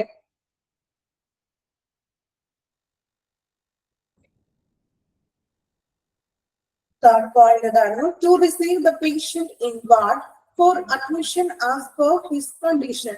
നമ്മൾ നേരത്തെ പറഞ്ഞില്ലേ, അതായത് പേഷ്യൻസിന്റെ രോഗാവസ്ഥ എന്താണ്, പേഷ്യൻസിന്റെ കണ്ടീഷൻ അനുസരിച്ചുകൊണ്ട് എന്ത് ചെയ്യാം, വാർഡില് അല്ലെങ്കിൽ ഹോസ്പിറ്റലില് അഡ്മിറ്റ് ചെയ്ത് അതായത് തുടരാനായിട്ട് രോഗിയെ അനുവദിക്കുക. ക്ലിയർ ആയോ? മാം 24/7 അവൈലബിലിറ്റി അതെന്തോ പറഞ്ഞ് അത് ക്ലിയർ ആയില്ല. എത്രാമത്തെ പോയിന്റ് ആയിരുന്നു അത്? മുകളിലെ രണ്ടാമത്തെ IPD അവിടെ വരുന്നത് ഇൻപേഷ്യന്റ് ഡിപ്പാർട്ട്മെന്റ് തുടങ്ങുമ്പോ തന്നെ ആ 24/7 അവൈലബിലിറ്റി അതായത് വേറൊന്നല്ല, അതായത് ഹെൽത്ത് കെയർ ഡിപ്പാർട്ട്മെന്റില് അതായത് ഹോസ്പിറ്റലിലെ ഒരു ഇമ്പോർട്ടന്റ് വിഭാഗമാണ് എന്ത് IPD എന്ന് പറയുന്നത് അല്ലെ. അതായത് നമ്മൾ അഡ്മിറ്റഡ് ആകുന്ന ആ ഒരു ഏരിയ. ഇനി IPD of the hospital is generally, നമ്മൾ പറഞ്ഞില്ലേ IPD എന്ന് പറയുമ്പോൾ പേഷ്യന്റിനെ അഡ്മിറ്റ് ആക്കുന്ന അവിടെ എന്തൊക്കെ ഉണ്ടാവും, ബെഡ്സുകൾ ഉണ്ടാവും, അതിനുള്ളിൽ വാർഡുകളും അല്ലെങ്കിൽ റൂമുകളും ഉൾപ്പെടും അല്ലെ. ചില പേഷ്യൻസ് റൂമിലായിരിക്കും അഡ്മിറ്റഡ് ആവുന്നത് അല്ലെങ്കിൽ വാർഡിലായിരിക്കും. സോ അവിടെ എന്തൊക്കെ ഉണ്ടാവും, ബെഡ്സുകൾ ഉണ്ടാവും, ബാക്കി വരുന്ന എക്യുപ്മെന്റ്സ് ഉണ്ടാവും അല്ലെ. ചികിത്സാപരമായിട്ട് വരുന്ന എക്യുപ്മെന്റ്സ് നമ്മൾ പറഞ്ഞില്ലേ കഴിഞ്ഞ ദിവസം, ഇപ്പൊ ഓക്സിജൻ സിലിണ്ടർ അല്ലെങ്കിൽ മറ്റേ സ്റ്റാൻഡ് അങ്ങനെയുള്ള കാര്യങ്ങളൊക്കെ എക്യുപ്മെന്റ്സ് ഉണ്ടാവും. ദെൻ 24 hours എപ്പോഴും ഡോക്ടേഴ്സും നേഴ്സും അവൈലബിൾ ആയിരിക്കും. ഒരു ഡ്യൂട്ടി ഡോക്ടറൊക്കെ എപ്പോഴും നൈറ്റ് ഒക്കെ ഉണ്ടാവില്ലേ. ഇപ്പൊ കിടക്കുന്ന പേഷ്യൻസ് ഒക്കെ ആണെങ്കിൽ എന്തെങ്കിലും ബുദ്ധിമുട്ടൊക്കെ ഉണ്ടെങ്കിൽ ആ ഡ്യൂട്ടി ഡോക്ടറെ എനിക്ക് പെട്ടെന്ന് പോയിട്ട് വിളിക്കുക. എന്താണ് ഒരു IPD ഉള്ളതെന്നാണ് പറയുന്നത്. ബെഡ്സുകൾ ഉണ്ട്, അതായത് വാർഡ് തന്നെയാണല്ലോ നമ്മൾ അഡ്മിറ്റ് ചെയ്യുന്നത്, വാർഡിൽ അല്ലെങ്കിൽ റൂമിലായിരിക്കും.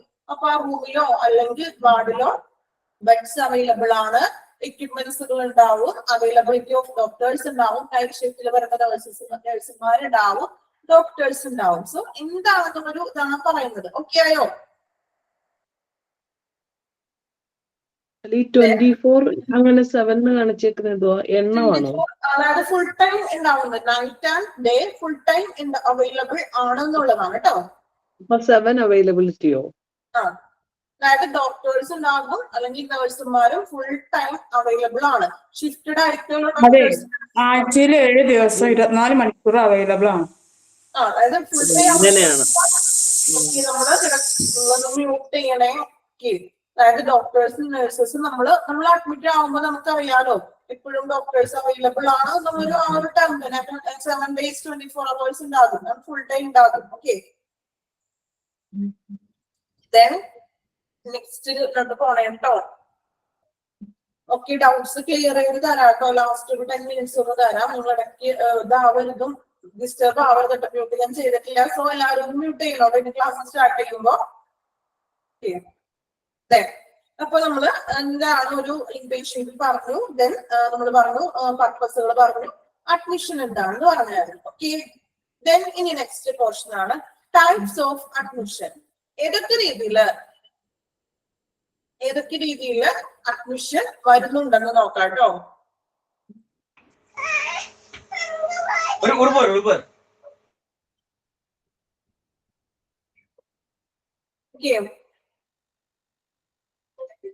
ടൈപ്സ് ഓഫ് അഡ്മിഷൻ, ഏതൊക്കെ രീതിയിലാണ് അഡ്മിഷൻ പ്രൊസീജിയർ നടക്കണമെന്ന് നോക്കാം കേട്ടോ. First one emergency admission. Main ആയിട്ട് 2 തരത്തിലാണ് അഡ്മിഷൻ എന്ന് പറയുന്നത്. 2 types ഓഫ് അഡ്മിഷൻ ഉണ്ട്. നോക്കാം, emergency admission and routine admission. Emergency admission ഉണ്ട്, റൊട്ടീൻ അഡ്മിഷൻ ഉണ്ട്. ഇനി അവ ഓരോന്നും എന്താണെന്ന് നമുക്ക് നോക്കാം. ഫസ്റ്റ് വൺ നോക്കാം, എമർജൻസി അഡ്മിഷൻ. നോക്കാം കേട്ടോ. Emergency admission, clients are admitted with acute condition requiring immediate treatments. Example, client with heart attack, accident and poisoning, etc. നോക്കാം, എമർജൻസി എന്ന് കേൾക്കുമ്പോൾ തന്നെ അറിയാലോ എമർജൻസി ആയിട്ട് വരുന്ന അഡ്മിഷനുകളായിരിക്കും എമർജൻസി അഡ്മിഷനിൽ വരുന്നത്. clients are admitted with acute condition. acute means നിശ്ചിതമായിട്ടുള്ള അല്ലെങ്കിൽ ഏതെങ്കിലും പ്രോപ്പർ ആയിട്ട് കൃത്യമായിട്ടുള്ള ഒരു കണ്ടീഷന് അല്ലെങ്കിൽ അങ്ങനെയുള്ള ഒരു റിക്വയർ ഇമ്മീഡിയറ്റ് ട്രീറ്റ്മെന്റ്, പെട്ടെന്നുള്ള ഒരു ഇമ്മീഡിയറ്റ് ആയിട്ടുള്ള ഒരു ട്രീറ്റ്മെന്റ് ആവശ്യമായിട്ട് വരുന്ന പേഷ്യൻസിനെയാണ് എമർജൻസി അഡ്മിഷനിൽ ഉൾപ്പെടുത്തിയിരിക്കുന്നത്. എക്സാമ്പിൾ നോക്കുമ്പോൾ നിങ്ങൾക്ക് മനസ്സിലാകും, client with heart attack, accident, poisoning etcetera. Heart അറ്റാക്കോ അല്ലെങ്കിൽ ആക്സിഡന്റ് കേസസുകളോ പോയിസണിങ് കേസസുകളൊക്കെ, സൂയിസൈഡ് ഒക്കെ ചെയ്യുക, പോയിസൺ ഒക്കെ കഴിച്ച് അങ്ങനെയുള്ള പോയിസണിങ് കേസസുകളും ഇങ്ങനെയുള്ള പെട്ടെന്ന് ഇമ്മീഡിയറ്റ് ആയിട്ടുള്ള ട്രീറ്റ്മെന്റ് അവർക്ക് ആവശ്യമാണ് എന്നുള്ള കേസസ് ആണ് നമ്മൾ എമർജൻസി അഡ്മിഷനിൽ പറയുന്നത്. നമുക്ക് പെട്ടെന്ന് തന്നെ മനസ്സിലാകൂലേ? എക്സാമ്പിൾ നല്ല പോലെ ഒന്ന് ഓർത്ത് വെക്കാം. നിങ്ങൾക്ക് എക്സാമിന് ഇങ്ങനെ ചോദിക്കും, ഇപ്പോ client with heart attack, accident and poisoning, identify which type of admission ചോദിച്ചൂടെ? അക്യൂട്ട് മീൻസ് നിശ്ചിതമായിട്ടുള്ള അല്ലെങ്കിൽ എന്താ പറയാ, നമ്മൾ പറയില്ലേ ഇപ്പൊ പ്രോപ്പർ ആയിട്ടുള്ള ഇമ്മീഡിയറ്റ് ട്രീറ്റ്മെന്റ് ആണ്, പെട്ടെന്നുള്ള എന്നൊക്കെ പറയില്ലേ. അക്യൂട്ട് ആയിട്ടുള്ള നിശ്ചിതമായിട്ടുള്ള പെട്ടെന്നുള്ള എന്നൊക്കെ ഒരു മീനിങ് ആണ് കേട്ടോ. ഓക്കെ, അപ്പോ എക്സാമിന് അങ്ങനെ ചോദിക്കാറുണ്ട്. സോ നിങ്ങൾ എന്ത് ചെയ്യാ, എക്സാമിൽ ഒന്ന് മെയിൻ ആയിട്ടൊന്ന് പഠിക്കാം. എമർജൻസി അഡ്മിഷനിൽ വരുന്നതൊക്കെ എന്തൊക്കെയാണ് എമർജൻസി ആയിട്ട് വരുന്നത്? ഹാർട്ട് അറ്റാക്ക്, ആക്സിഡന്റ് കേസസുകള്, പോയിസണിങ് ഒക്കെ. ഓക്കെ, ഇതാണ് അതിന്റെ ഒരു എമർജൻസി ഡിപ്പാർട്ട്മെന്റിൽ ഉൾപ്പെടുന്നത്. ഓക്കെ, അപ്പൊ എമർജൻസി ഡിപ്പാർട്ട്മെന്റ് അഡ്മിഷൻ ഓക്കെ ആണല്ലോ. സെക്കൻഡ് വൺ നോക്കാം, റൊട്ടീൻ അഡ്മിഷൻ. ഇനി എന്താണ് routine admission? Clients are admitted for investigation and planned treatment and surgeries. ഇനി റൊട്ടീനിൽ വരുന്നത് എന്താണ്? Clients are admitted for investigations. Investigations means ഇങ്ങനെ വല്ല ടെസ്റ്റുകളിലൂടെയോ മറ്റു നിരീക്ഷണങ്ങളിലൂടെയോ രോഗം കണ്ടുപിടിക്കേണ്ട പേഷ്യൻസ്.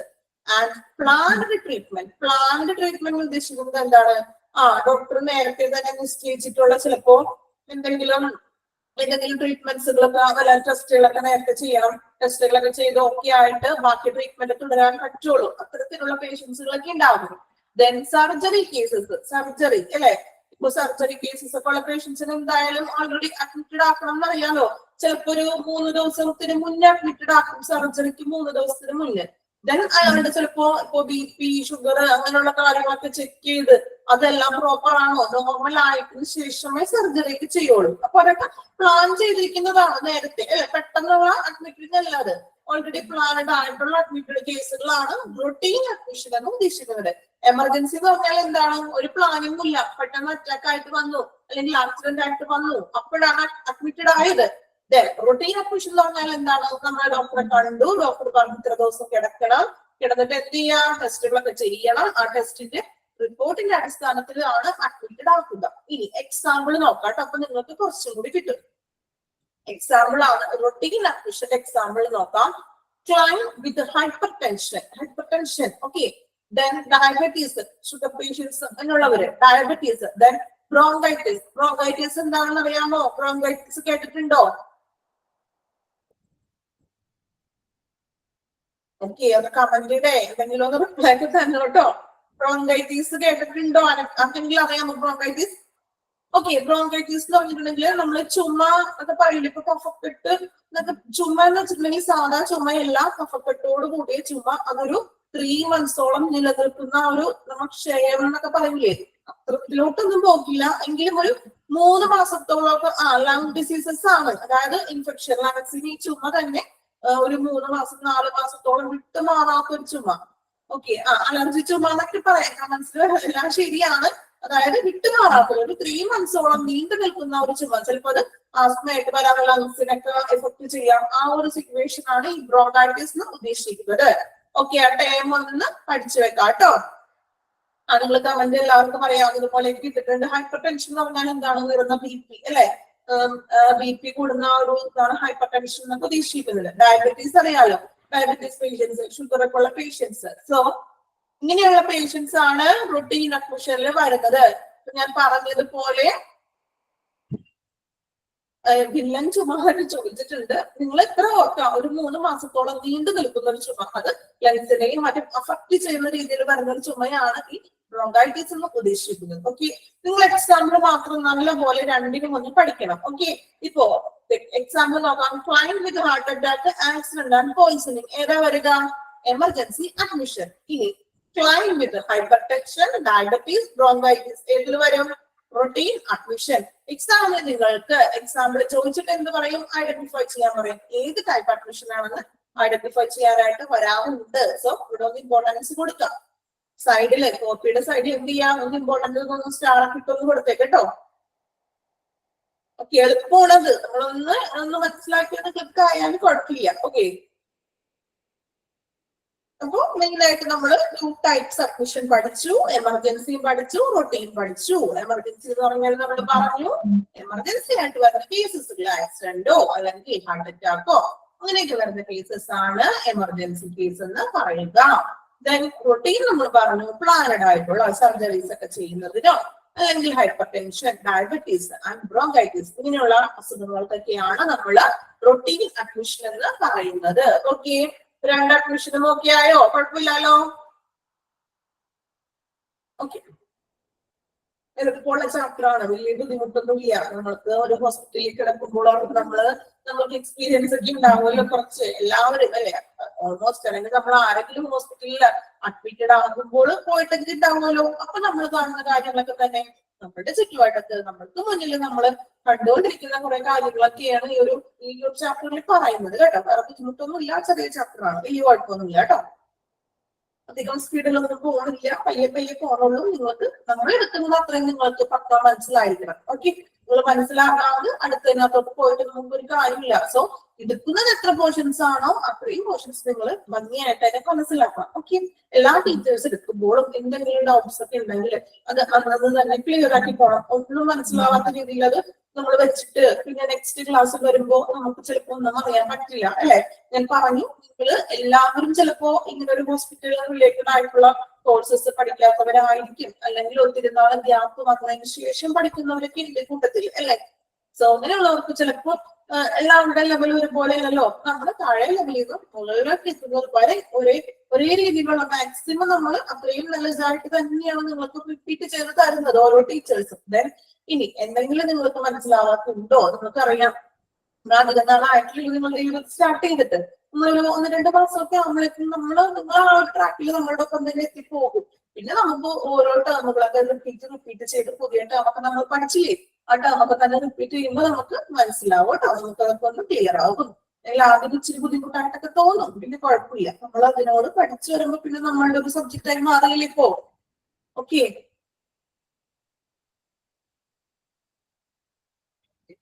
അപ്പൊ നമ്മൾ അഡ്മിഷൻ നോക്കി. ഓക്കെ, ഇനി നെക്സ്റ്റ് നോക്കാം. Admission procedure through OPD. Admission procedure through OPD. ഇനി എങ്ങനെയാണ് അഡ്മിഷൻ ചെയ്യുന്നത്? Admission procedure through OPD. OPD വഴി. OPD മീൻസ് നമ്മൾ പറഞ്ഞ ഔട്ട് പേഷ്യന്റ് ഡിപ്പാർട്ട്മെന്റ്സിൽ കൂടി നമ്മൾ എങ്ങനെയാണ് അഡ്മിഷൻ പ്രൊസീജിയർ നടത്തുക നോക്കാം. ഫസ്റ്റ് പോയിന്റ് 2 പോയിന്റ് ആയിട്ടാണ് തന്നിരിക്കുന്നത്. ദെൻ നമുക്ക് ഒന്ന് നോക്കാം. First point receiving the patient. ഇനി എന്താണ് റിസീവിംഗ് ദ പേഷ്യന്റ്? റിസീവ് ചെയ്യുക, സ്വീകരിക്കുക. റിസീവിംഗ് ദ പേഷ്യന്റ്, പേഷ്യന്റിനെ എങ്ങനെയാണ് സ്വീകരിക്കുന്നത്, അല്ലെങ്കിൽ ഇവിടെ സ്വീകരിക്കുക വെച്ചിട്ടുണ്ടെങ്കിൽ എന്താണ്? അഡ്മിറ്റ് ചെയ്യുക. എങ്ങനെയാണ് നോക്കാം കേട്ടോ. റിസീവിംഗ് ദ പേഷ്യന്റ് വായിക്കാം. The personnel in admitting department should leave and make the patient feel comfortable. Alright. The personnel in admitting department, admission department, പേഷ്യന്റിനെ നമ്മൾ നല്ലൊരു ഗ്രീറ്റ് ഒക്കെ ചെയ്ത് പേഷ്യൻസിന് കംഫർട്ടബിൾ ആയിട്ടുള്ള ഒരു രീതിയിലാണ് നമ്മൾ എന്ത് ചെയ്യുക? പേഷ്യൻസിനെ അഡ്മിറ്റ് ചെയ്യുന്നത്. Then അഡ്മിഷൻ ഡിപ്പാർട്ട്മെന്റിൽ കുറച്ച് ഉദ്യോഗസ്ഥരൊക്കെ ഉണ്ടാവില്ലേ, അവർ നല്ല രീതിയിൽ ഗ്രീറ്റ് ഒക്കെ ചെയ്ത് പേഷ്യൻസിന് കംഫർട്ടബിൾ ആയിട്ടുള്ള രീതിയിലാണ് അവരെ അഡ്മിറ്റ് ചെയ്യുക. ഇനി നോക്കാം കേട്ടോ. In emergency condition. ഇനി എമർജൻസി കണ്ടീഷനിൽ എങ്ങനെയാണ് ചെയ്യുന്നത് നോക്കാം. In emergency condition no time should be wasted to start the treatment. The manner in which doctor or nurse receives the client is most important aspects of reception in case of emergency. എന്താണ് പറയുന്നത്? നമ്മൾ പറഞ്ഞു ആദ്യം admission ഡിപ്പാർട്ട്മെന്റിലെ ആളുകൾ എന്ത് ചെയ്യും? നല്ല രീതിയിൽ ഗ്രീറ്റ് ഒക്കെ ചെയ്ത് അല്ലെങ്കിൽ പേഷ്യൻസിനെ കംഫർട്ടബിൾ ആകുന്ന രീതിയിലാണ് നമ്മൾ അഡ്മിറ്റ് ചെയ്യുക. ബട്ട് എമർജൻസി കണ്ടീഷനിൽ എന്താ പറയുന്നത്? No time should be wasted to start the treatment. Emergency ഡിപ്പാർട്ട്മെന്റിൽ അഭിവാദനം ചെയ്യാനോ അല്ലെങ്കിൽ ഗ്രീറ്റ് ചെയ്യാനൊക്കെ ടൈം ഉണ്ടാവുമോ? പെട്ടെന്ന് ഒരു ആക്സിഡന്റ് കേസസിനെ കൊണ്ടുവന്നു, അയാളെ നമ്മൾ ഗ്രീറ്റ് ചെയ്യാനും ഒക്കെ ചെയ്യാറുണ്ട് ആ ടൈമില്. എത്രയും പെട്ടെന്ന് ഒട്ടും സമയം വേസ്റ്റ് ആകാത്ത രീതിയിൽ, ഒട്ടും സമയം പാഴാക്കാതെ എന്ത് ചെയ്യുക? അദ്ദേഹത്തിന് വേണ്ടുന്ന ആ പേഷ്യൻസിന് വേണ്ടുന്ന ട്രീറ്റ്മെന്റ് സ്റ്റാർട്ട് ചെയ്യുകയാണ് ചെയ്യുക. കോമൺ ആയിട്ട് നമുക്കറിയാവുന്ന കാര്യമല്ലേ, എമർജൻസി ഡിപ്പാർട്ട്മെന്റിന്റെ ഉന്നതങ്ങളിൽ പെട്ടെന്ന് തന്നെ ട്രീറ്റ്മെന്റ് സ്റ്റാർട്ട് ചെയ്യണ്ടേ? അല്ലെങ്കിൽ ഓരോ സമയത്തിന് അല്ലെ ആ ജീവന്റെ വിലയുണ്ട് അല്ലെ, ഓരോ ടൈമിന് അത്രയും വിലയുണ്ട്. നമ്മൾ ചിലപ്പോ ഒരു കുഞ്ഞ സമയം എത്തിക്കേണ്ട ആ ഒരു ചെറിയൊരു സെക്കൻഡ് സമയം കൊണ്ട് വരെയൊക്കെ ചിലപ്പോ അതിനത്രയും പ്രാധാന്യം നമ്മൾ കൊടുക്കുന്നുണ്ട്. സോ ഒരു ടൈം വേസ്റ്റ് ചെയ്യാണ്ട് തന്നെ എന്ത് ചെയ്യുക? ട്രീറ്റ്മെന്റ്സ് ആരംഭിക്കണം. Then നോക്കാം. The manner in which doctor or nurse receive the client is the most important aspect of reception in case of emergency. Okay, emergency എന്താണെന്നാണ് നമ്മൾ പറയുന്നത്. ഇനി the manner of, അതായത് ഒരു ഡോക്ടറോ അല്ലെങ്കിൽ നേഴ്സോ രോഗിയെ ക്ലയന്റിനെ സ്വീകരിക്കുന്ന, ക്ലയന്റിനെ നമ്മൾ റിസീവ് ചെയ്യുന്ന ആ ഒരു രീതിയാണ് നമ്മൾ എമർജൻസി എന്ന് പറയുന്നത് അല്ലേ? നിങ്ങളൊന്ന് ആലോചിച്ച് നോക്കി. നമ്മൾ ഒരു ചെറിയൊരു പനിയോ ചുമയോ മറ്റു അസുഖമായിട്ട് വരുമ്പോഴാണെങ്കിൽ നമ്മൾ എന്ത് ചെയ്യും? ആദ്യം തന്നെ നമ്മൾ അഡ്മിഷൻ ഡിപ്പാർട്ട്മെന്റിൽ പോയിട്ട് ആ റിസപ്ഷനിൽ പോയിട്ട് എന്താ പറയാ നമ്മളെ ടോക്കണൊക്കെ എടുത്ത് അങ്ങനെയല്ല കാണുന്നത്. അഡ്മിഷൻകാരാണ് നമ്മൾ എന്ത് ചെയ്യുന്നത്? ഗ്രീറ്റ് ചെയ്യുന്നതും പേഷ്യന്റിനെ കംഫർട്ടബിൾ ആകുന്ന രീതിയിൽ സ്വീകരിക്കുന്നത്. പക്ഷേ ഒരു എമർജൻസി കേസസിൽ അങ്ങനെയാണോ? പെട്ടെന്ന് തന്നെ കൊണ്ടുവന്നു, പെട്ടെന്ന് ചിലപ്പോൾ ഡോക്ടർ ആ ടൈമിൽ ഡോക്ടർ വിളിച്ചു, ഡോക്ടർ ഓടി വന്നു, അല്ലെങ്കിൽ നേഴ്സസ് പെട്ടെന്ന് വന്നു.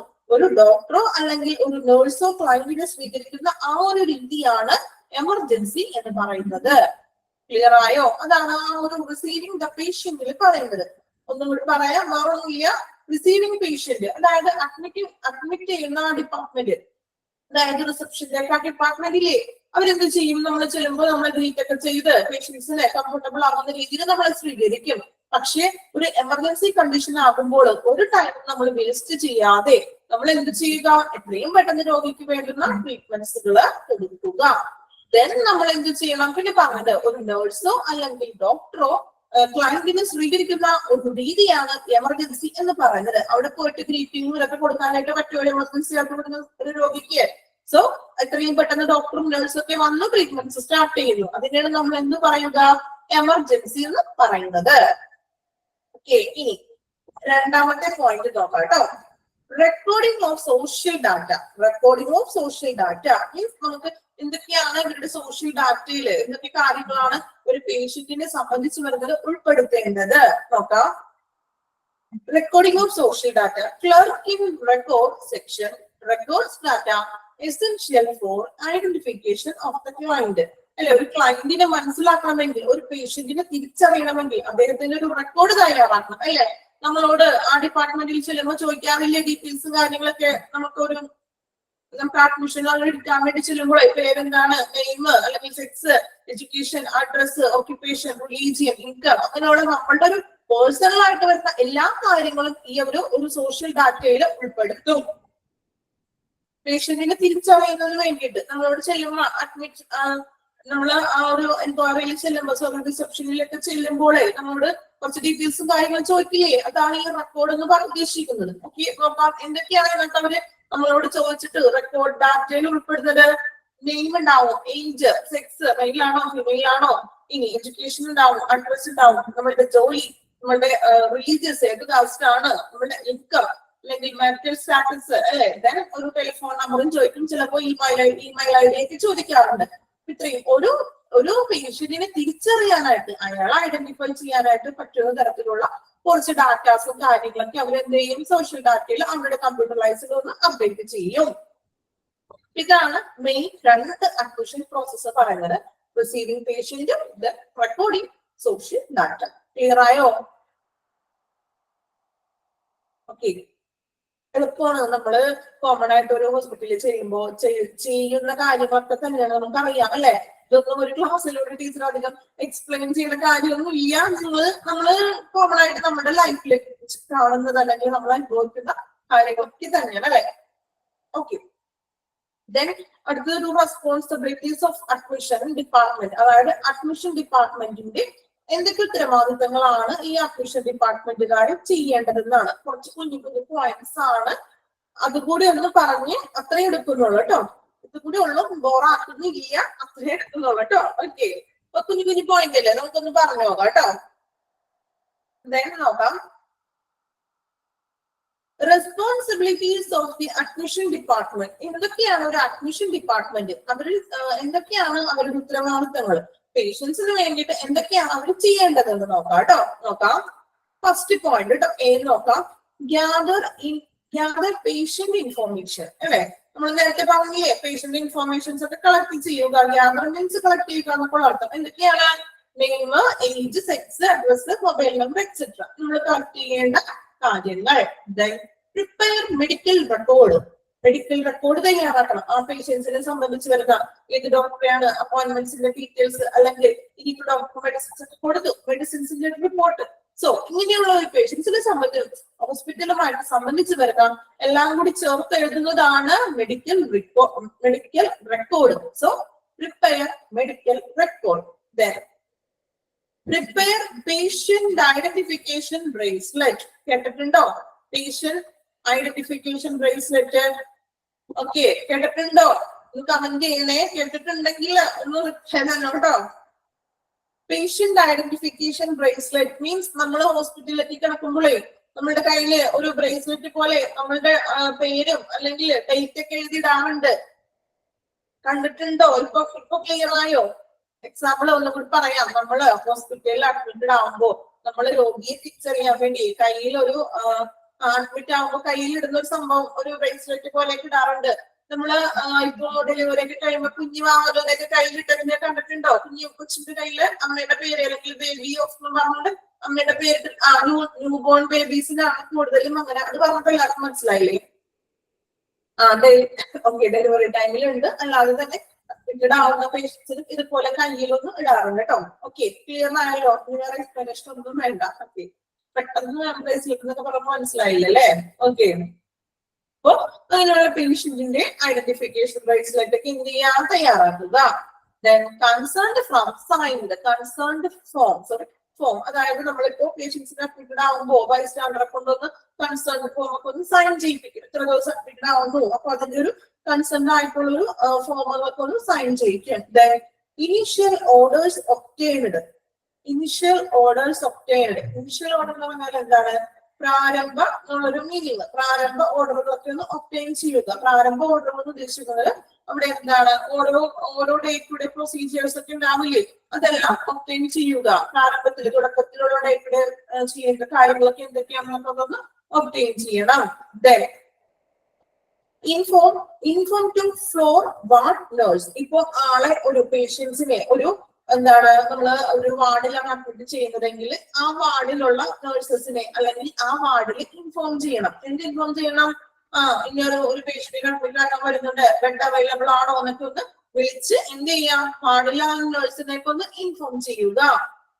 Then issue the visitors pass at the time of admission. നമുക്കറിയാം, നമ്മള് ഹോസ്പിറ്റലിൽ കിടക്കുമ്പോൾ ആ ഒരു പേഷ്യന്റിനെ നമുക്ക് ഇഷ്ടമുള്ളപ്പോൾ പോയി കാണാൻ പറ്റില്ല. അതിനൊരു പാസ്, ഒരു സന്ദർശന സമയം നിശ്ചയിച്ചു വെച്ചിട്ടുണ്ട്. സോ എന്ത് ചെയ്യുക? ആ പ്രവേശന സമയത്തുള്ള ആ സന്ദർശനവും പാസും കാര്യങ്ങളൊക്കെ ക്രമീകരിക്കുന്നത് അവരാണ് പാസും കാര്യങ്ങളൊക്കെ കൊടുക്കേണ്ടത്. പാസ് ഇല്ലാണ്ട് നമുക്ക് തോന്നിയവർക്ക് പോയിട്ട് പേഷ്യൻസിനെ കാണാൻ പറ്റുമോ? ഇപ്പൊ നൈറ്റ് ഒരു 10 മണിക്ക് ശേഷം കടത്തി വിടാറുണ്ടോ ആരെങ്കിലും സന്ദർശിക്കാനായിട്ട്? ഇല്ല. അതിനൊരു കറക്റ്റ് ആയിട്ടുള്ള ഒരു ടൈം അവർ നിശ്ചയിച്ചിട്ടുണ്ട്. സോ ഇതൊക്കെ നിശ്ചയിക്കുന്നത് ആരാണ്? ഈ അഡ്മിഷൻ ഡിപ്പാർട്ട്മെന്റ് ആണ്. അപ്പോ പാസ് നിശ്ചയിക്കുക. ദെൻ എന്താ? ആ ഒരു പാസും കാര്യങ്ങളൊക്കെ നമ്മള് പേഷ്യന്റ് റിലേറ്റീവ്സ് വരുമ്പോൾ കാണാനായിട്ട് കൊടുക്കുക. ദെൻ ലാസ്റ്റ് പോയിന്റ് നോക്കാം. ഇച്ചിരി വലുതാണ്, കണ്ടാലും പേടിക്കണ്ട, സംഭവം എളുപ്പമാണ് കേട്ടോ. പേടിക്കണ്ട, വലിയ പോയിന്റ് ആണ്. ഒന്ന് വായിച്ചു നോക്കാം കേട്ടോ. നോക്കാം. A minimum deposit amount is advised by the admission desk staff to deposit it at the account's cash counter. They will also draw out an estimate and guide you for selecting the relevant category of room. This amount varies depending upon the area ward in which patient is being admitted. The advance shall be adjusted against the final bill at the time of discharge. Those seeking the cashless route would have to visit the insurance desk, TPA desk for hospitalization for the department. Okay, ഇവിടെ TPA എന്നുള്ള term കണ്ടോ? TPA എന്ന് വെച്ചാല് third party administrator. എഴുതി വെച്ചേക്കണേ നമ്മളുള്ള TPA, third party administrator. Third party administrator. Okay.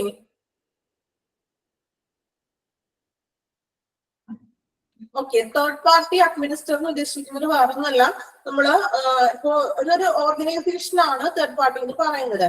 Then അവർ ചെയ്യുന്നത് എന്താണ്?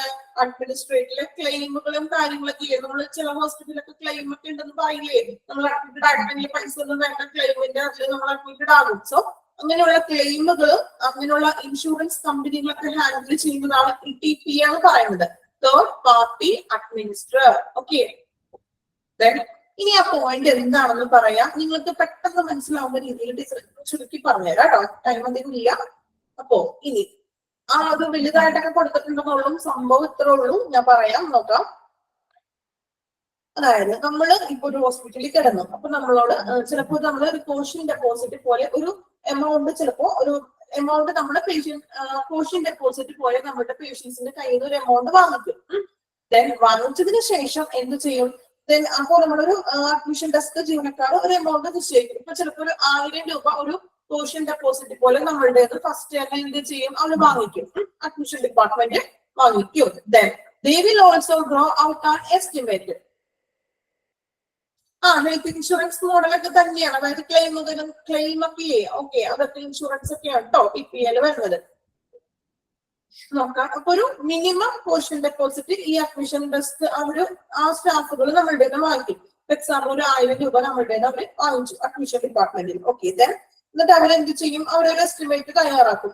എസ്റ്റിമേറ്റ് തയ്യാറാക്കിയതിനു ശേഷം മുറിയുടെ പ്രസക്തമായിട്ടുള്ള നമുക്കിപ്പോ ഏത് റൂമൊക്കെ വേണം, അല്ലെങ്കിൽ ഏത് ഏരിയയാണ് വേണ്ടത്, വാർഡാണോ, അങ്ങനെയുള്ള കാര്യങ്ങളൊക്കെ നമ്മളോട് ഡിസൈൻ ചെയ്തിട്ട് റൂം വേണം, അല്ലെങ്കിൽ നമ്മള് വാർഡാണോ നിങ്ങൾക്ക് വേണം, അല്ലെങ്കിൽ അവൈലബിൾ ആയിട്ട് അപ്പൊ അവിടെ ഉള്ളതിനൊക്കെ തീരുമാനിക്കും അവര്. ദെൻ അല്ലെങ്കിൽ ഇപ്പൊ ഏരിയ അല്ലെങ്കിൽ വാർഡ് അനുസരിച്ചിട്ട് തുക വ്യത്യാസം ഉണ്ടാവുമല്ലോ. ഇപ്പൊ റൂമിൽ കിടക്കുമ്പോൾ കുറച്ചും കൂടി എമൗണ്ട് കൂടും അല്ലെ, ഇപ്പൊ വാർഡിലാണെങ്കിൽ കുറച്ച് എമൗണ്ട് കുറയും. സോ അങ്ങനെയുള്ളതിൽ വ്യത്യാസമൊക്കെ തുക വ്യത്യാസപ്പെടും.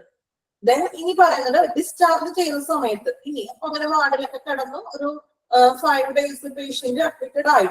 ദെൻ ഡിസ്ചാർജ് ചെയ്യുന്ന സമയത്ത് ഒരു നമ്മള് ബില്ലിനെതിരെ ഒരു അഡ്വാൻസ് ക്രമീകരിക്കും. സോ നമ്മളൊരു അഡ്വാൻസ് ആദ്യം കൊടുത്തല്ലോ, ഒരു 1000 രൂപ അഡ്വാൻസ് ആയിട്ട് അവർ നമ്മളുടെ മുൻകൂട്ടി വാങ്ങിച്ചിട്ടുണ്ട്. ദെൻ നമുക്കൊരു റൂം ആയിരിക്കും, ചിലപ്പോ എന്തായിരിക്കും ഒരു വാർഡായിരിക്കും നമ്മൾ കിടന്നത് അല്ലെ. ചിലപ്പോ വാർഡിന് ഞാൻ പറഞ്ഞ വലിയ റേറ്റ് ഒന്നും വരില്ല, പക്ഷെ റൂം ആവുമ്പോൾ ഇച്ചിരി കൂടി എമൗണ്ട് ഒക്കെ കൂടും. സോ നമ്മൾ ഇത്രയും ദിവസത്തോടെ അഡ്മിറ്റഡ് ആയി ഡിസ്ചാർജ്ഡ് ആകുമ്പോൾ ഒരു എമൗണ്ട് ടോട്ടൽ ഇത്ര എമൗണ്ട് ആണ് നമുക്ക് ബില്ലും കാര്യങ്ങളും എല്ലാം കൂടി ചിലപ്പോൾ ഒരു നിശ്ചിത എമൗണ്ട് ആയി അല്ലെ. ഇനി അപ്പോ എന്നിട്ട് നിശ്ചിത എമൗണ്ട് അപ്പൊ നമുക്കിപ്പോ 1000 രൂപ നമ്മൾ അഡ്വാൻസ് കൊടുത്തിട്ടുണ്ട്. ടോട്ടൽ ബില്ല് എന്ന് പറഞ്ഞാൽ 10000 രൂപ നമുക്ക് വന്നു. ഇത്ര ദിവസം അഡ്മിറ്റഡ് ആയി 10000 രൂപയാണ് നമുക്ക് വന്നത്. അപ്പൊ നമ്മൾ 1000 ഓൾറെഡി അവിടെ കൊടുത്തിട്ടുണ്ടല്ലോ. അപ്പൊ ഉണ്ട് ബാക്കിയുള്ളത് എത്ര എമൗണ്ട് ആണ്, ബാക്കി 9000 എമൗണ്ട് നമ്മൾ പേയ്മെന്റ് ചെയ്യണം. അഡ്വാൻസ് ഓൾറെഡി 10 കൊടുത്തിട്ടുണ്ട്, 9000 പേയ്മെന്റ് ചെയ്യുക. ഇനി കേസസിൽ ചില കേസസിൽ വരുമ്പോൾ പറയുന്നത് നോക്കാം. Guide four selecting relevant category. This amount varies department upon the area and ward of patients be admitted. Advance shall be adjusted against the final bill. Adjust ചെയ്യുകയാണ് വെച്ചിട്ടുണ്ടെങ്കിൽ ഇപ്പോ വേറെ കുഴപ്പമൊന്നുമില്ല, 10000 രൂപയാണ്, നമ്മൾ 1000 രൂപ ഓൾറെഡി കൊടുത്തു. സോ ബാക്കിയുള്ള എമൗണ്ട് എത്രയാണ്, 9000 ആണെങ്കിൽ നമ്മൾ ആ 9000 രൂപ കൊടുത്താൽ മതി. ദെൻ അല്ലെങ്കിൽ പിന്നെ വരുന്നത് വെച്ചിട്ടുണ്ടെങ്കിൽ ഇപ്പൊ എന്തെങ്കിലും നമ്മൾ കിടന്നോടുത്ത് അല്ലെങ്കിൽ വാർഡിലോ റൂമിലോ എന്തെങ്കിലും എക്യുപ്മെന്റ്സിനൊക്കെ തകരാറോ എല്ലാം വരുത്തിയിട്ടുണ്ട്. നമ്മളുടെ ഭാഗത്തു നിന്നും എന്തെങ്കിലും പ്രശ്നങ്ങൾ വന്നിട്ടുണ്ടെങ്കിൽ അവര് അതിന്റെയും കൂടി ചാർജ് ഈ കൂട്ടത്തിൽ കൂടി ചിലവാക്കും എന്നാണ് പറയുന്നത്. അതായത് ആ ചാർജും കൂടി നമ്മളുടെ വാങ്ങിക്കും. ഇനി TPA പറഞ്ഞു നോക്കാം. Those seeking the cashless route would have to visit the insurance desk. ഇനി ചില പേഷ്യൻസിന് ഇപ്പൊ പണമില്ലാതെ റൂട്ട് തരുന്നവർ മീൻസ് അതായത് ഇങ്ങനെ ക്യാഷ് അടക്കുന്നില്ല, ഓൾറെഡി ഇതുപോലെയുള്ള ഇൻഷുറൻസ് ഒക്കെ ഉള്ള ക്ലെയിം ഒക്കെ ഉള്ള പേഷ്യൻസ് ആണെങ്കിൽ ഈ TPA ഡെസ്കിന് ഒന്ന് കാണും. TPA ഡെസ്കിന് അറിയിക്കും. അതായത് അവരാണല്ലോ ക്ലെയിമിന്റെ കാര്യങ്ങളൊക്കെ ചെയ്യുന്ന ആ ഒരു ഓർഗനൈസേഷൻ ആണ് ഒരു TPA എന്ന് ഉദ്ദേശിക്കുന്നത്. തേർഡ് പാർട്ടിനെ തേടും ഇങ്ങനെയാണ് ഡീറ്റെയിൽസും കാര്യങ്ങളൊക്കെ. നിങ്ങൾക്ക് ഇനി ഇൻഷുറൻസ് ഒക്കെ ഉണ്ട്, അപ്പൊ ഇങ്ങനെയുള്ള കാര്യങ്ങളൊക്കെ ഉള്ളവരാണെങ്കിൽ എന്ത് ചെയ്യും, TPA ഡെസ്കിനെ പോയിട്ട് ഒന്ന് അറിയിക്കും. ഓക്കെ, ഇത്രയുമാണ് ആ ഒരു പോർഷൻസിൽ പറയുന്നത്. ക്ലിയർ ആയോ? നമ്മളൊരു പോർഷൻ ഡെപ്പോസിറ്റ് കൊടുത്തു, എന്നിട്ട് ബാക്കി നമുക്ക് എത്ര ഒരു എമൗണ്ട് 10000 രൂപയാണെങ്കിൽ ബാക്കിയുള്ള 9000 രൂപ നമ്മൾ അടച്ചാൽ മതി. ഇനി ഇൻ കേസ് എന്തെങ്കിലും നമ്മൾ അവിടെ നമ്മുടെ ഭാഗത്ത് നിന്ന് വല്ല എക്യുപ്മെന്റ്സിൽ തകരാറൊക്കെ വന്നിട്ടുണ്ടെങ്കിൽ അവര് നമ്മളുടെ അതിൽ നിന്നും കൂടി ഈടാക്കും എന്നാണ് പറയുന്നത്. ദെൻ ഇങ്ങനെ പൈസ കൊടുക്കുന്നില്ല ഡിസ്ചാർജ് ആവുന്ന സമയത്ത് ഓൾറെഡി നമുക്ക് ഇൻഷുറൻസ് ഒക്കെ ഉള്ള പേഷ്യൻസ് ആണെങ്കിൽ എന്ത് ചെയ്യണം, അവർ നമ്മൾ TPA ഡെസ്കുമായിട്ട് പോയിട്ട് കണ്ട് ഇൻഷുറൻസിന്റെയും ക്ലെയിമിന്റെയും കാര്യങ്ങൾ സംസാരിക്കും. ഇത്രേ ഉള്ളൂ, വലിയ പോയിന്റ്സ് ഒന്നല്ല. ഓക്കെ, ക്ലിയർ ആയോ? ഇത്രയും കാര്യങ്ങളാണ് അഡ്മിഷൻ ഡിപ്പാർട്ട്മെന്റിന്റെ റെസ്പോൺസിബിലിറ്റീസ് എന്ന് പറയുന്നത്. നമ്മുടെ ക്ലാസ്സിന്റെ ടൈം ഒക്കെ കഴിഞ്ഞു.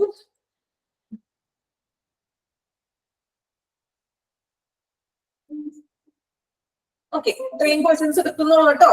ഓക്കെ, എടുത്തത്രയും ഓക്കെ ആണോ എല്ലാവരും? കുഴപ്പമുണ്ടായിരുന്നോ? ക്ലിയർ ആണോ?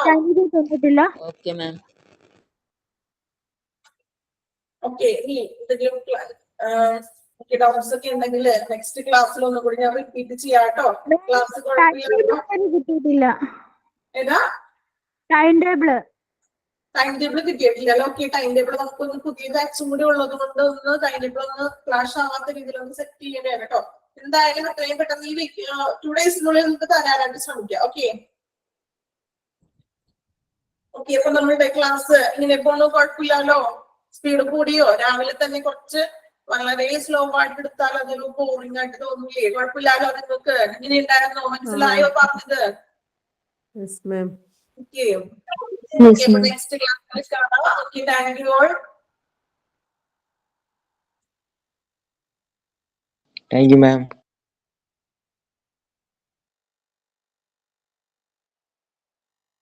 Thank you. Thank you, ma'am. Thank you, ma'am.